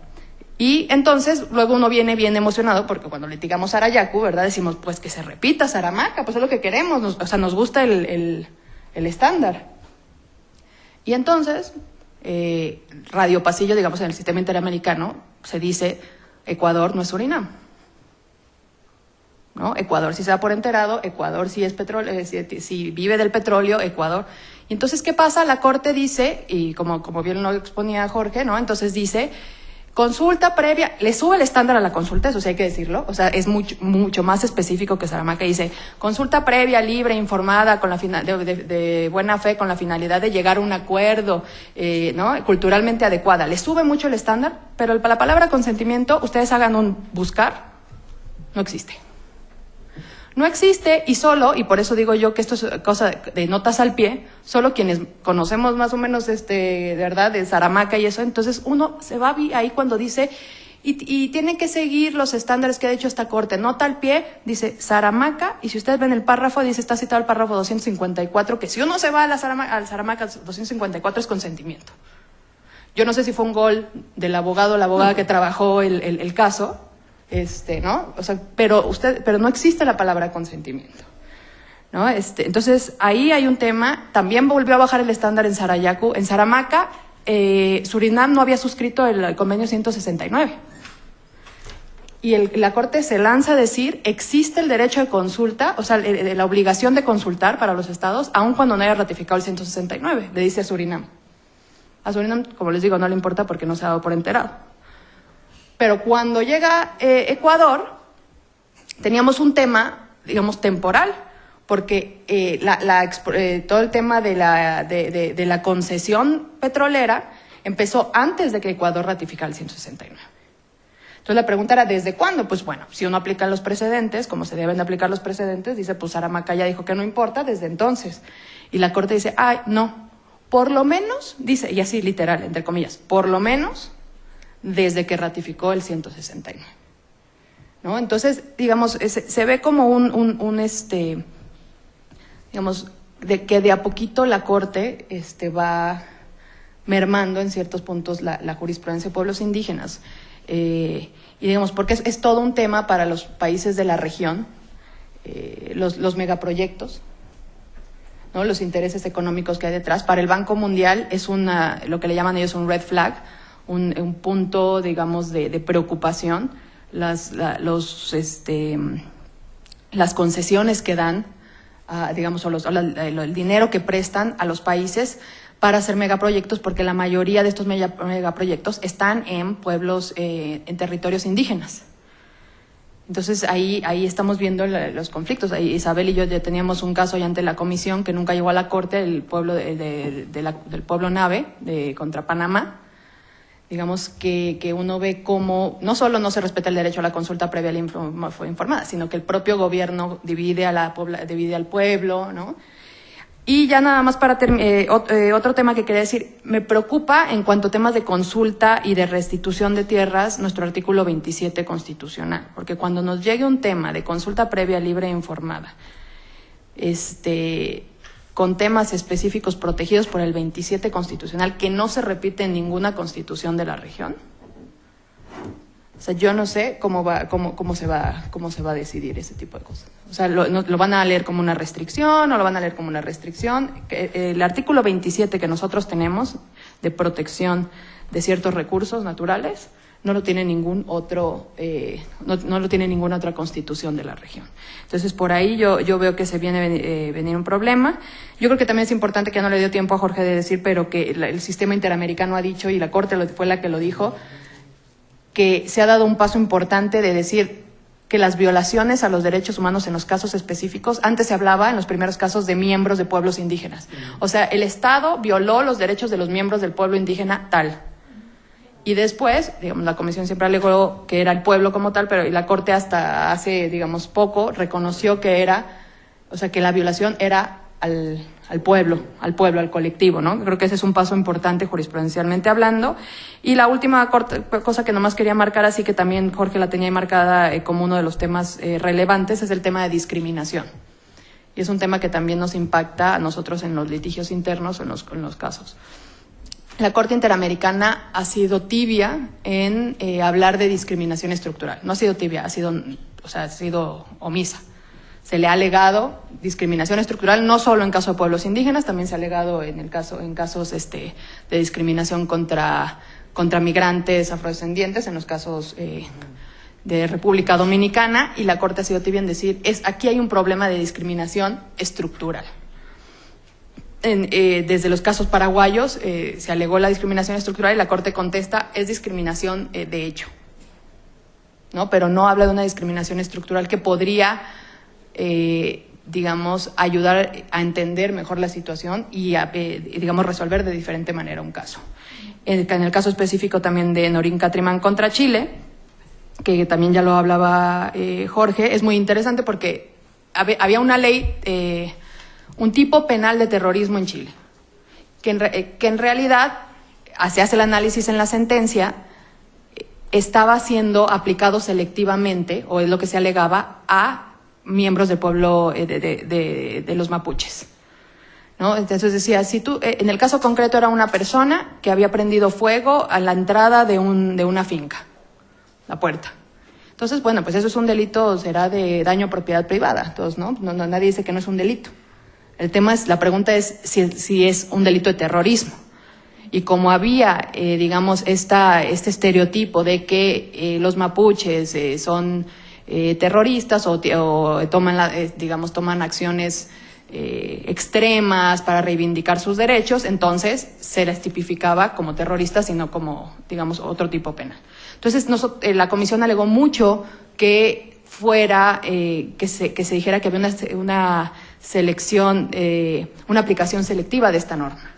Y la Corte le dice no. Y es muy chistoso porque dice, a ver, yo veo que hay 19 casos de terrorismo hasta la fecha, de los cuales 14 son contra mapuches. Y luego también veo que los relatores de Naciones Unidas, y entonces cita varios relatores, también dice que los mapuches se están viendo afectados por esta ley. Punto y aparte, yo no veo una discriminación en esto, dice la Corte Interamericana. Y luego dice, bueno, pero ya viendo las sentencias específicas, como que sí discriminan los jueces, ¿no? Pero en las sentencias específicas, o sea, son como dos niveles de análisis de la Corte. La ley no es discriminatoria, sino la aplicación concreta, ¿no? Creo que eran los temas que quería resaltar, porque me preocupa en el tema de control de convencionalidad, cómo se vaya a leer en los litigios internos en México, con todo el tema de transgénicos que tenemos lo del acueducto Independencia, tenemos varios casos que están pendientes ahí de resolución y que, bueno, el ejido de Tila, que si aplicamos control de convencionalidad no sé si nos convenga, ¿no? Específicamente. Gracias, Carla, por alertarnos de estos temas, y yo creo que estaremos pendientes de los casos una vez que se publiquen para ver si hay algún desarrollo en relación a estos puntos que Carla señala. Ya llegaron varias preguntas para Jorge. Aquí hay dos para ambos. Las leo en voz alta para... La primera dice, ¿qué tan deseable podría ser que la Comisión y la Corte cambien su abordaje de casos tomando como centro de su argumentación la identidad e integridad cultural y no el derecho a la propiedad? Donde hacen... Perdón, no entendí aquí. ¿Consideran deseable o necesario repensar el fundamento de los derechos humanos? Esta es una pregunta para ambos. Y luego, otra pregunta es, ¿pueden abundar, por favor, en cómo se integraba la Corte en Saramaca? ¿Qué fue diferente entre la Corte de Saramaca y la de Sarayaco? O sea, ¿por qué este cambio que ambos mencionaron en la jurisprudencia? ¿Quieres empezar tú, Jorge, a contestar? No, Carla. Sí. Ahora, qué caballeroso, ¿no? Me aventó al ruedo. Sí era de integración distinta. Saramaca es ¿qué año? Es 2007. 2007. Bueno, estaba todavía Cecilia Medina, Margaret Macaulay, Radis Abreu, García Ramírez, sí, Diego y Manuel. ¿Y quién más? Y Manuel Ventura. Y Manuel Ventura, sí. Esta corte y la de Sarayaku fue hace 2 años, en 2012. El Sarayaku fue en 2012. Yo no creo que, una posible razón de la diferencia es la integración de la corte. Claro, o sea, las cortes están hechas de personas y por supuesto que hay criterios diferentes. Ahora, eso también hemos visto, no solo de esta corte, sino de cualquier órgano colegiado, que hay sentencias emitidas el mismo día con criterios distintos, en el mismo tema, ¿no? Pero yo no creo que la diferencia en el caso de Sarayaku y Saramaca sea necesariamente la integración, sino los factores de poder que hay detrás políticos de cuál era el estado demandado. Era Ecuador, era Surinam, y ustedes además saben que existe una tensión fuerte con Ecuador en el sistema interamericano de derechos humanos, ¿no? Con Ecuador, con Venezuela, con otros países, con Nicaragua, con Brasil en su momento. Entonces yo sí creo que obviamente la Corte no va a decir, por razones políticas aquí voy a bajar el estándar. Pero sí, o sea, a mí me queda claro que la lectura es que sí, ¿no? Esa es mi lectura de Sarayaku y de Saramaca, ¿no? Entonces imagínense que llegue un caso de consulta previa en México, cuando México es el tercer estado que da más fondos al sistema interamericano. ¿No? ¿Va a llegar o no va, no va a llegar? Digo, ya está el caso de los yaquis allá en la corte, en la comisión, pero pues quién sabe cuándo llegue. Y de la otra pregunta yo, no sé si la entendí bien, pero dependiendo de lo que se esté alegando, ¿no? Porque decía que si se podía cambiar el fundamento del artículo 21. Sería abordar por identidad e integridad cultural y no por el derecho a la propiedad. Bueno, realmente entiendo que tiene que ver con la consulta también. O sea que eso está directamente relacionado con la consulta, porque el derecho a consulta previa no existe en la Convención Americana sobre Derechos Humanos, como tal, ¿no? Como se ha construido en la jurisprudencia del sistema interamericano, es a través del artículo 21, porque los casos que han tenido de consulta previa han sido territoriales, pero sabemos que la consulta previa no está limitada a temas territoriales, sino a cualquier caso que afecte a los pueblos indígenas.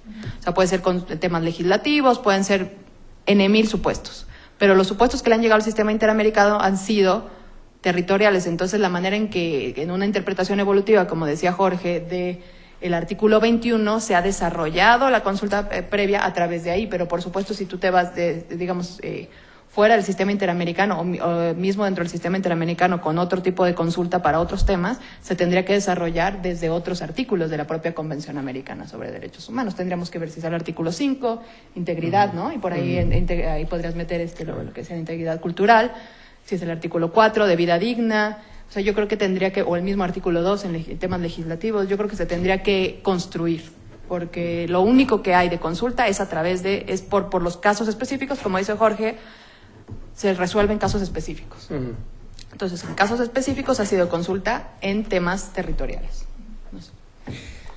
Complemento. Bueno, totalmente de acuerdo igual con las preocupaciones que menciona Carla. Entonces, en realidad no hay como defensa, la Corte se allana, pero sí quizás puedo tratar de explicar cosas que están, reflexiones más bien, ¿no?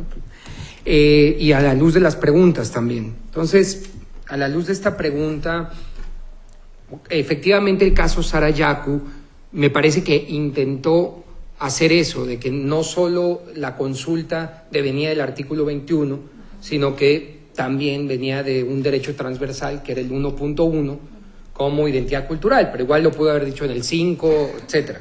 Entonces es un juego, argumentativo, pero la idea que quizás se trató de dejar es que no es solamente una cuestión de propiedad. Y esto también, para hacer justicia, en el caso Saramaca, hubo una interpretación de sentencia, después de la propia sentencia de Saramaca, donde se le preguntó a la Corte si, bueno, entonces el derecho a la consulta solamente era para ese tipo de proyectos y ya. Y la Corte amplió un catálogo de, creo que 6 medidas más, dentro de las cuales la consulta aplicaría también para medidas legislativas o de cualquier otra índole que puedan afectar a un territorio indígena. Entonces, realmente ya yo diría que con esa interpretación de sentencia, más lo que ha dicho el caso Sarayaku, quedaría claro que la consulta es un tema transversal, que en los casos específicos de megaproyectos ha versado sobre la falta de consulta para afectar el territorio y por eso se ve a la luz del 21, pero eso podría ser por una ley que se va a aprobar en materia indígena y no se les consultó. Entonces, no ha habido el caso, pero me parece que quedaría zanjado o abierto el camino para que se pueda interpretar por esa vía como un derecho más amplio.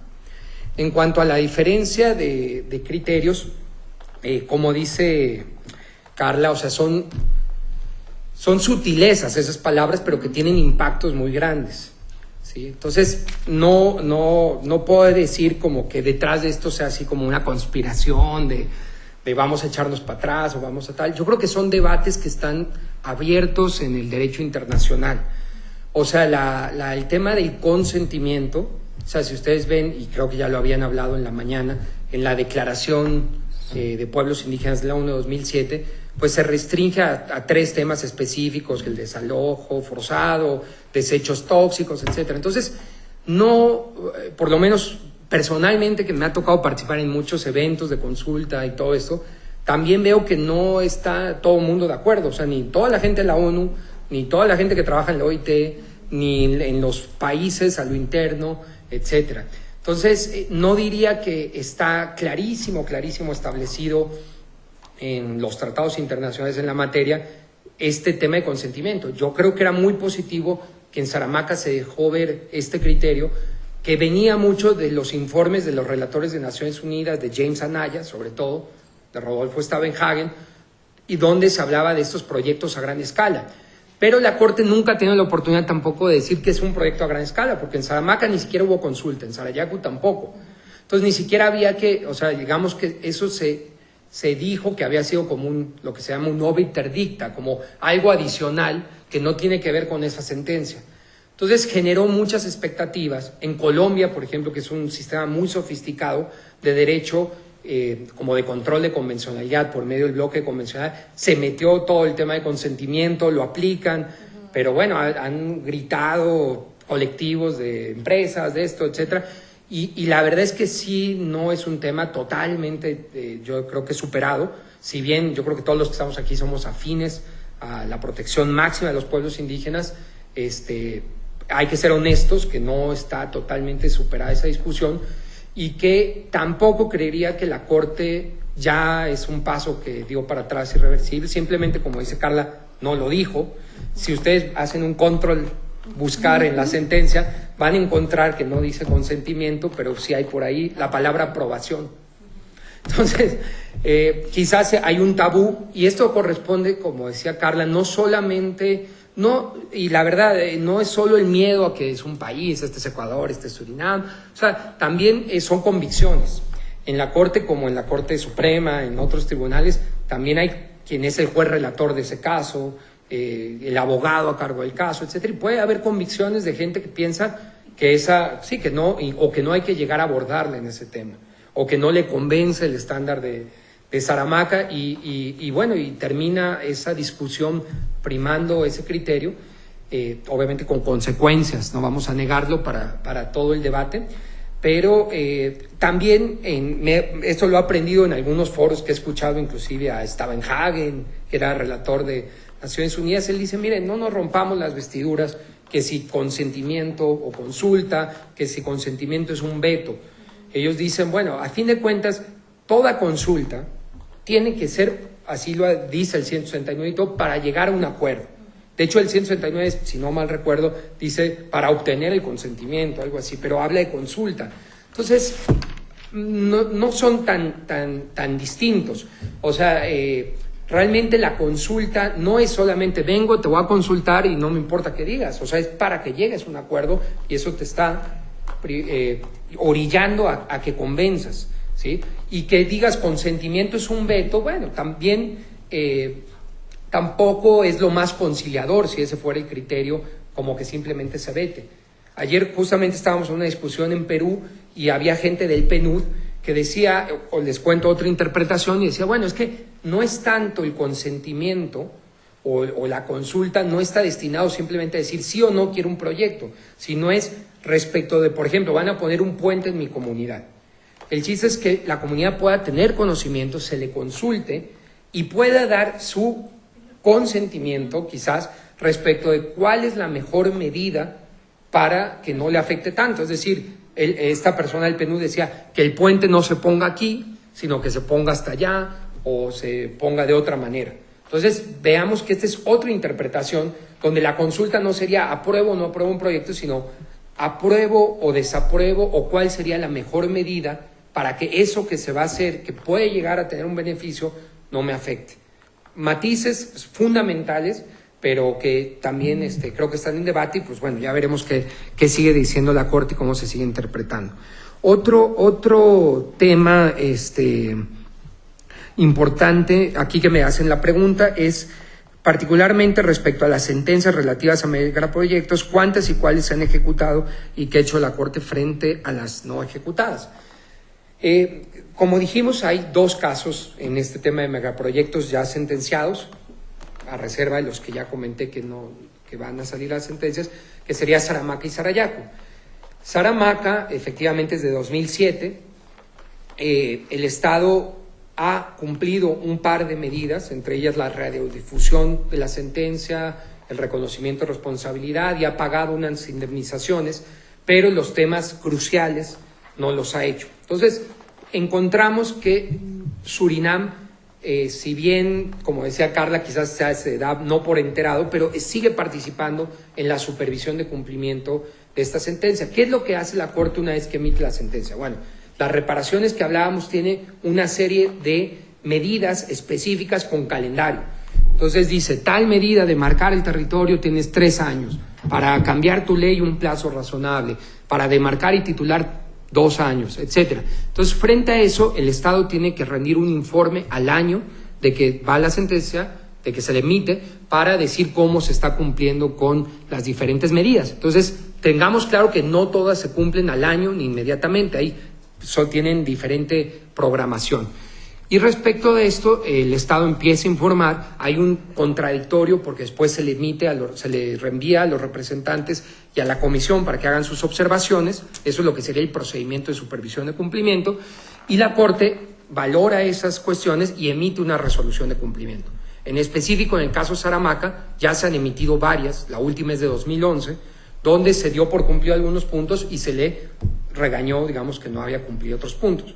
Ahora, no solo eso, sino que la Corte puede llamar audiencia en su práctica, porque eso tampoco lo regula la Convención Americana, entonces es una práctica de supervisión de sus propias sentencias de la Corte Interamericana, a diferencia del Tribunal Europeo, que lo hace el Comité de Ministros de la Unión Europea, que es un órgano político que puede ayudar a poner sanciones, etcétera. Acá la propia Corte supervisa estas sentencias. Entonces puede llamar a los estados a que hagan audiencias de supervisión. Surinam ha acudido y se escucha el parecer de las partes. Y por último, por ejemplo, una de las fotografías que puse, que era del caso Calini y Locono, en octubre una delegación de la Corte fuimos a Surinam para ese caso, pero en esa delegación también se monitoreó la supervisión en el caso Saramaca.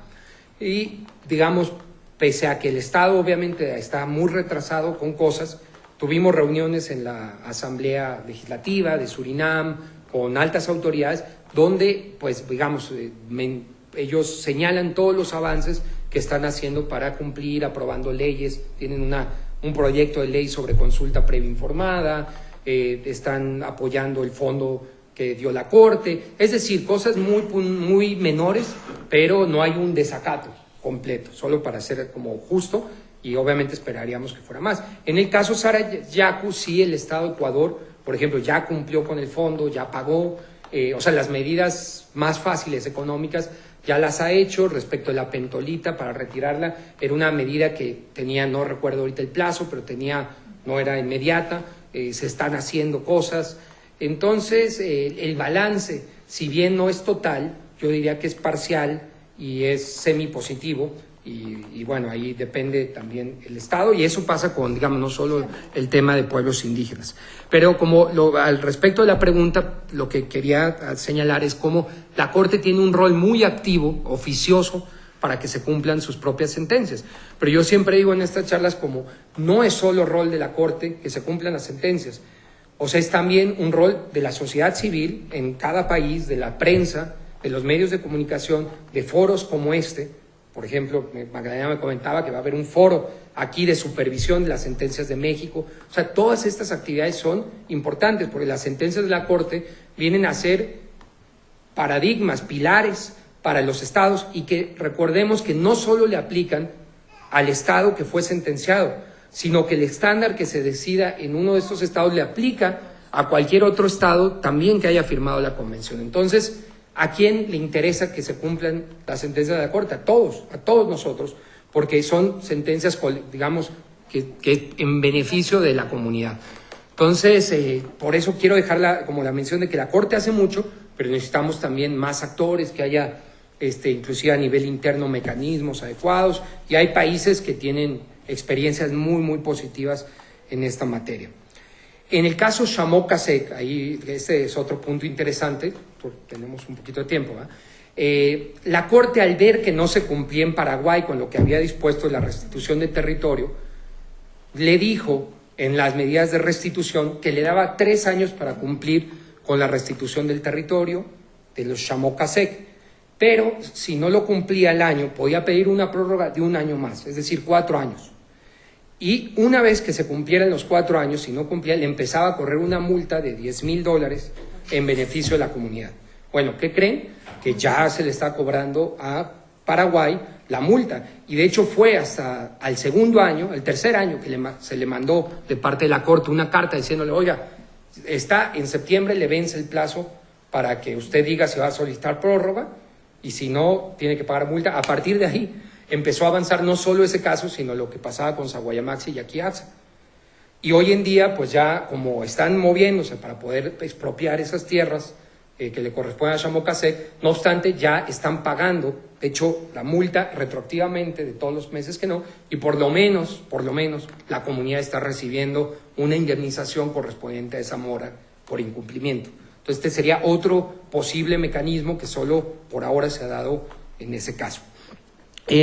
Acá tenemos otra pregunta que tiene que ver con, bueno, sí, que si sigue en debate lo vinculatariado o no, ya me referí.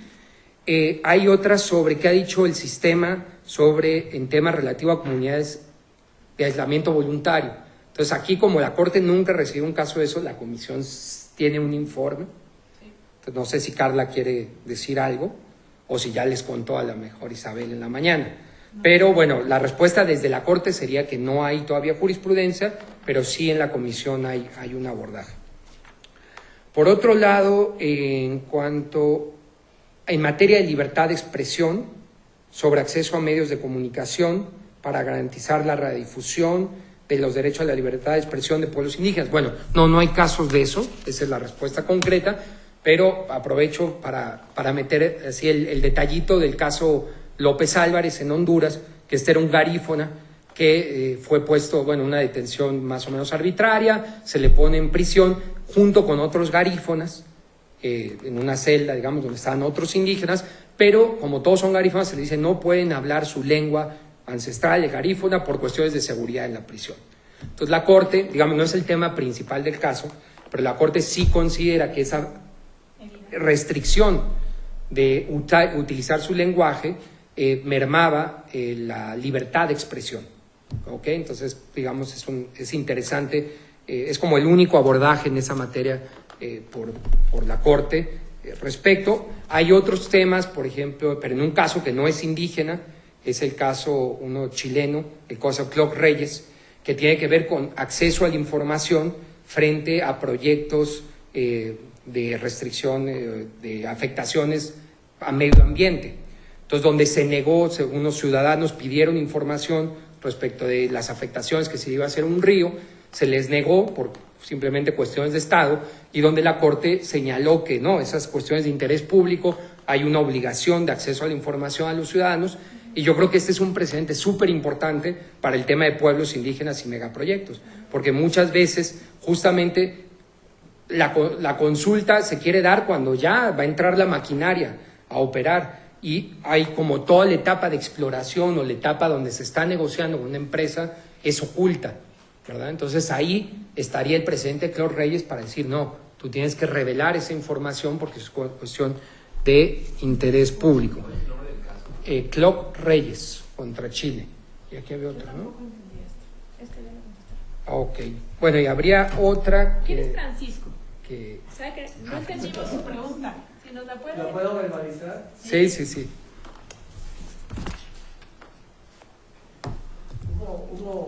¿Sí se oye? ¿Sí? Hubo un caso muy reciente en el que en Bolivia existía ya una cinemateca, pero esta cinemateca había sido construida desde su cimiento, no solamente los físicos, sino los intelectuales, artísticos, etcétera, por privados, por gente intelectual que tenía, que estaba sustituyendo ahí prácticamente al Estado, que nunca había tomado interés por hacer una institución cultural que tiene pues historia en todo el mundo de ser propia para un país. Entonces, esta cinemateca tuvo mucho éxito, tiene mucho éxito, y de repente, después ya con Evo, y tiene un ministro de Cultura, según me lo han platicado a mí mis colegas de la Cinemateca, llega un ministro de Cultura y anuncia que la va a expropiar. Entonces, esto no se ha consumado, pero los colegas de la Cinemateca Boliviana piden ayuda a todas las cinematecas del mundo que estamos afiliadas a un congreso, a una federación, y pues claro, le ayudamos porque consideramos injusto que un Estado, un gobierno que no ha hecho nada en bien de esta cultura tan necesaria, de repente quiera pasarse de viva y expropiar una cinemateca que ellos ya habían construido con sus medios económicos, intelectuales, etcétera, etcétera. Entonces no se ha llegado a consumar, pero como aquí solamente estoy oyendo puros agravios a los pueblos originarios, a los pueblos indígenas, me pregunto si también la Corte de Derechos Humanos pues también vería un caso como este. Y en esa cinemateca no era un tema, no era un territorio indígena. No, o sea, eso, no. Okay. Sí, bueno, para dar una pequeña respuesta, no ha habido un caso así especial con la misma problemática ante el sistema interamericano que yo conozca, con una cinemateca, pero sí ha habido casos de expropiación. Entonces, el artículo 21 de que hemos estado hablando, es todos los tratados de derechos humanos tiene que el Estado puede expropiar, por razones de causas de utilidad pública e interés general, puede expropiar a los privados, pero tiene sería justamente una restricción al derecho de la propiedad privada, pero hay requisitos para poder expropiar. Uno de ellos es que haya causas de interés general o utilidad pública. Otro de ellos es que se haga conforme a las formas de ley, la legalidad, y otro sería que se pague una justa indemnización. Entonces, digamos que para un caso donde se va a expropiar el Estado, tiene que concurrir esos tres requisitos al menos, más estas cuestiones que yo les decía del test de proporcionalidad, que igual la medida sea legítima, que la finalidad que sea necesaria, que no haya una medida quizás que sea menos lesiva. Entonces, ha habido un caso solamente de expropiación, que es el caso Salvador Chiriboga, que por ejemplo era el Estado de Ecuador, justamente iba a construir construyó el Parque Metropolitano de Ecuador y tuvo que expropiar muchísimos casas privadas y territorios privados para construir ese parque. Entonces, la Corte analizó que el medio ambiente, el crear un parque era una razón de utilidad pública, pero, por ejemplo, nunca se le pagó una indemnización justa a esta persona, a los propietarios a la familia Chiriboga, y por ende se condenó al Estado para que tuviera que hacer los pagos legítimos. Pero, por ejemplo, la Corte Europea, que ha tratado muchos casos de expropiación en Italia, en diferentes países, sí ha declarado cuando algunas expropiaciones no cumplieron con este tipo de requisitos de legalidad, pues que son injustas y que se le debe regresar al bien. Es decir, por ejemplo, ahí habría que conocer el caso concreto que pasó, pero si la Cinemateca, o sea, ahí que se está viendo es el interés del Estado versus otro interés del Estado, que es la protección de la cultura. Entonces, ¿habría una medida menos lesiva? O sea, quizás pudo haber expropiado otro bien que no fuera que a lo mejor afectaría el derecho a la ciudadanía a recibir cultura, puede ser. Pero bueno, ya serían como sutilezas del caso donde podría haber, y eso podría devenir a esa expropiación como ilegal o arbitraria. Pero también podría ser que una expropiación, como les decimos, es legítima. O sea, pues cuando un Estado tiene que construir una carretera, un hospital, pues tiene ese derecho a la expropiación. Entonces sí está garantizado, solo para dejar ese mensaje, como decíamos ahí, el artículo 21 protege tanto la propiedad colectiva de pueblos indígenas como la propiedad privada. Nada más que el tema de hoy, pues como era propiedad colectiva, nos abocamos solo a eso, pero no está excluida. Pero no tiene que ser indígena. No. Eso. Exacto, habría razones para que se pudiera tutelar una propiedad privada, pero como digo, razones también para que se le pueda expropiar. Carla, ¿tú quieres agregar algo en relación con esto? No, nada más, estoy totalmente de acuerdo con lo que dice Jorge, solamente yo creo que sí, la propiedad indígena tiene una protección especial, efectivamente, ¿no? Como decía Jorge, el tema de expropiación en temas normales, basta con un interés público, lo cual no es suficiente si se trata de pueblos indígenas. Ahí hay, digamos, una especial protección del derecho internacional, ¿no? O sea, digamos, el test de proporcionalidad es mucho más estricto en temas de pueblos indígenas, y ahí entra toda la discusión si son megaproyectos, bla, bla, bla, ¿no? Quería agregar dos cosas de lo que preguntaban de los pueblos no contactados. Efectivamente, el último informe de la Comisión Interamericana, que lo encuentran en la página de la Comisión, es sobre pueblos no contactados, en aislamiento voluntario. Hasta donde yo sé, pero no sé, Isabel, si me puede corregir, ahorita todavía no hay una petición sobre aislamiento voluntario. Sí hay. El de las medidas cautelares. Bueno, ya contestó Isabel. Hay informe de admisibilidad. Yo lo que sabía es que se habían emitido unas medidas cautelares respecto de unas niñas, ¿no? que habían sido que son de un pueblo indígena en aislamiento voluntario y que fueron contactadas, y además sufrieron enfermedades. Entonces la Comisión Interamericana ordenó medidas cautelares. Entonces, y ahora lo que nos dice Isabel, están ya en etapa de admisibilidad. Ya hay informe de admisibilidad. O sea, no, ya están en etapa de fondo, ¿no? Y de lo último regresando un poco a lo que decía Jorge sobre la discusión, digamos, que hay todavía en el sistema internacional sobre el tema de consulta, ¿no? Y los debates que se siguen dando.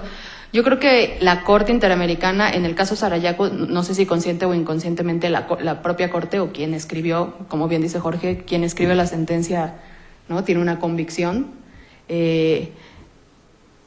Lo que hizo fue levantar el estándar de lo que les decía yo hace rato, sube el estándar de consulta. Mi lectura, y es mi lectura nada más, mi lectura es: la Corte no quería meter el tema de consentimiento. Esta persona que estaba detrás dijo, bueno, entonces si no va a haber consentimiento, vamos a subir el estándar de consulta. Y yo creo que lo que se puede hacer ahora, como yo lo leo como litigio estratégico, es el estándar de consulta es tan alto que es muy difícil de cumplir. Entonces ni siquiera tenemos que llegar a la discusión del consentimiento. O sea, si yo estoy litigando, me cumpliste, fue libre, fue previa, fue informada, fue de buena fe, fue culturalmente adecuada, fue con la finalidad de llegar a un acuerdo. Todo eso, si no me lo cumples, o sea, si me cumples todo eso bien, ahí hablamos de consentimiento. Cumplir eso, o sea, si ustedes ven la sentencia de Sarayaku ya más detallada, digamos, cómo va hilvanando cada uno de estos, más bien desmenuzando cada uno de estos elementos, le sube mucho el estándar a la consulta. Entonces, para mí, la discusión, más allá de que, digamos, doctrinalmente y en los foros es importante, y quienes, como decía Jorge, quienes estamos aquí podemos estar de acuerdo en el tema del consentimiento, para mí ya un tema de litigio estratégico es, bueno, no hablemos de consentimiento, hablemos de si se cumple esto de manera plena. Y yo no he visto una consulta que cumpla con todos estos requisitos, ¿no? Previa de verdad, antes de firmar, antes de que ya hablaste con la compañía.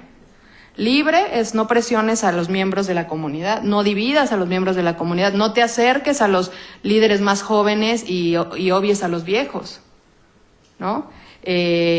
Informada, hablaba Jorge, hablábamos del acceso a la información. En la informada es todos los pros y todos los contra, no son todos los pros que te voy a poner una escuela y te voy a poner luz, ¿no? Estos van a ser tus beneficios, pero esto también te va a perjudicar. Tienes, ¿no? Entonces, previa, libre, informada, de buena fe, con la finalidad de llegar a un acuerdo. Y lo más importante, digamos, un punto muy importante que creo que no ha sido suficientemente analizado es culturalmente adecuada, ¿no? A cada pueblo indígena con cada uno, o sea, de manera distinta, ¿no? Y aquí hay un tema, por ejemplo, en el tema del pueblo de la tribu Yaqui, de un caso mexicano, se otorga un amparo y ustedes saben que la ley de amparo tiene tantos días para que se cumpla una sentencia. Y en esos días tienes que cumplir la sentencia. Para cumplir la sentencia hay que consultar a la tribu Yaqui. ¿Cuántos días son? ¿30, 60, los que quieran? O sea, ¿eso es culturalmente adecuado? ¿Cómo sabemos que que la tribu Yaqui es suficiente para consultarlos de esa manera? ¿No? Entonces, digamos, para mí es, más allá de la discusión que se tiene que dar en estos foros, yo como leería la consulta es, bueno, se sube el estándar y vámonos por ahí mejor.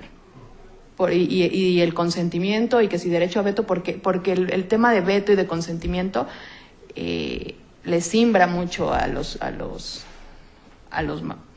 grandes poderes, ¿no? Y a los estados. Entonces yo me iría más que nada por ahí, pero sí, yo sí sigo pensando que es un tema de que, y no es como algo que esté, bueno, no sé si esté mal o esté bien, pero es que es una realidad en los órganos judiciales como la Corte, en los órganos internacionales, o sea, también responden a realidades políticas y económicas. O sea, no están exentos, no es solo una discusión académica. Es una cuestión de legitimidad, es una cuestión de quién pone el dinero para que estos sigan sobreviviendo, ¿no? No, nada más complementar pues ya en lo del litigio estratégico, que de acuerdo que se sube el estándar de consulta, pero inclusive Sarayaco también dice, por ejemplo, que la consulta es un principio general de derecho internacional. Que yo estoy de acuerdo, pero que... Para que le interese, pues es algo que se puede también explotar, como es muy dudoso, porque de dónde lo recoge, sí. Como decía Carla, de los pies de página uno vería solo países de la región. Entonces, bueno, ¿de dónde saca? Pero están estos elementos de identidad cultural, de principio general de derecho internacional. ¿En qué momento se consagra eso? Bueno, no tampoco queda definido, pero sí habría pues elementos como para garantizar los derechos de los pueblos indígenas, que a fin de cuentas es lo más importante. Buenísimo. Les agradezco a ambos muchísimo haber estado en esta mesa. Creo que la mesa rebasó las expectativas de la mesa. Han tocado muchos temas más allá. También a ustedes que estén acá. Y damos cerrada esta mesa para en 15 minutos arrancar la última sesión de este seminario. Muchas gracias.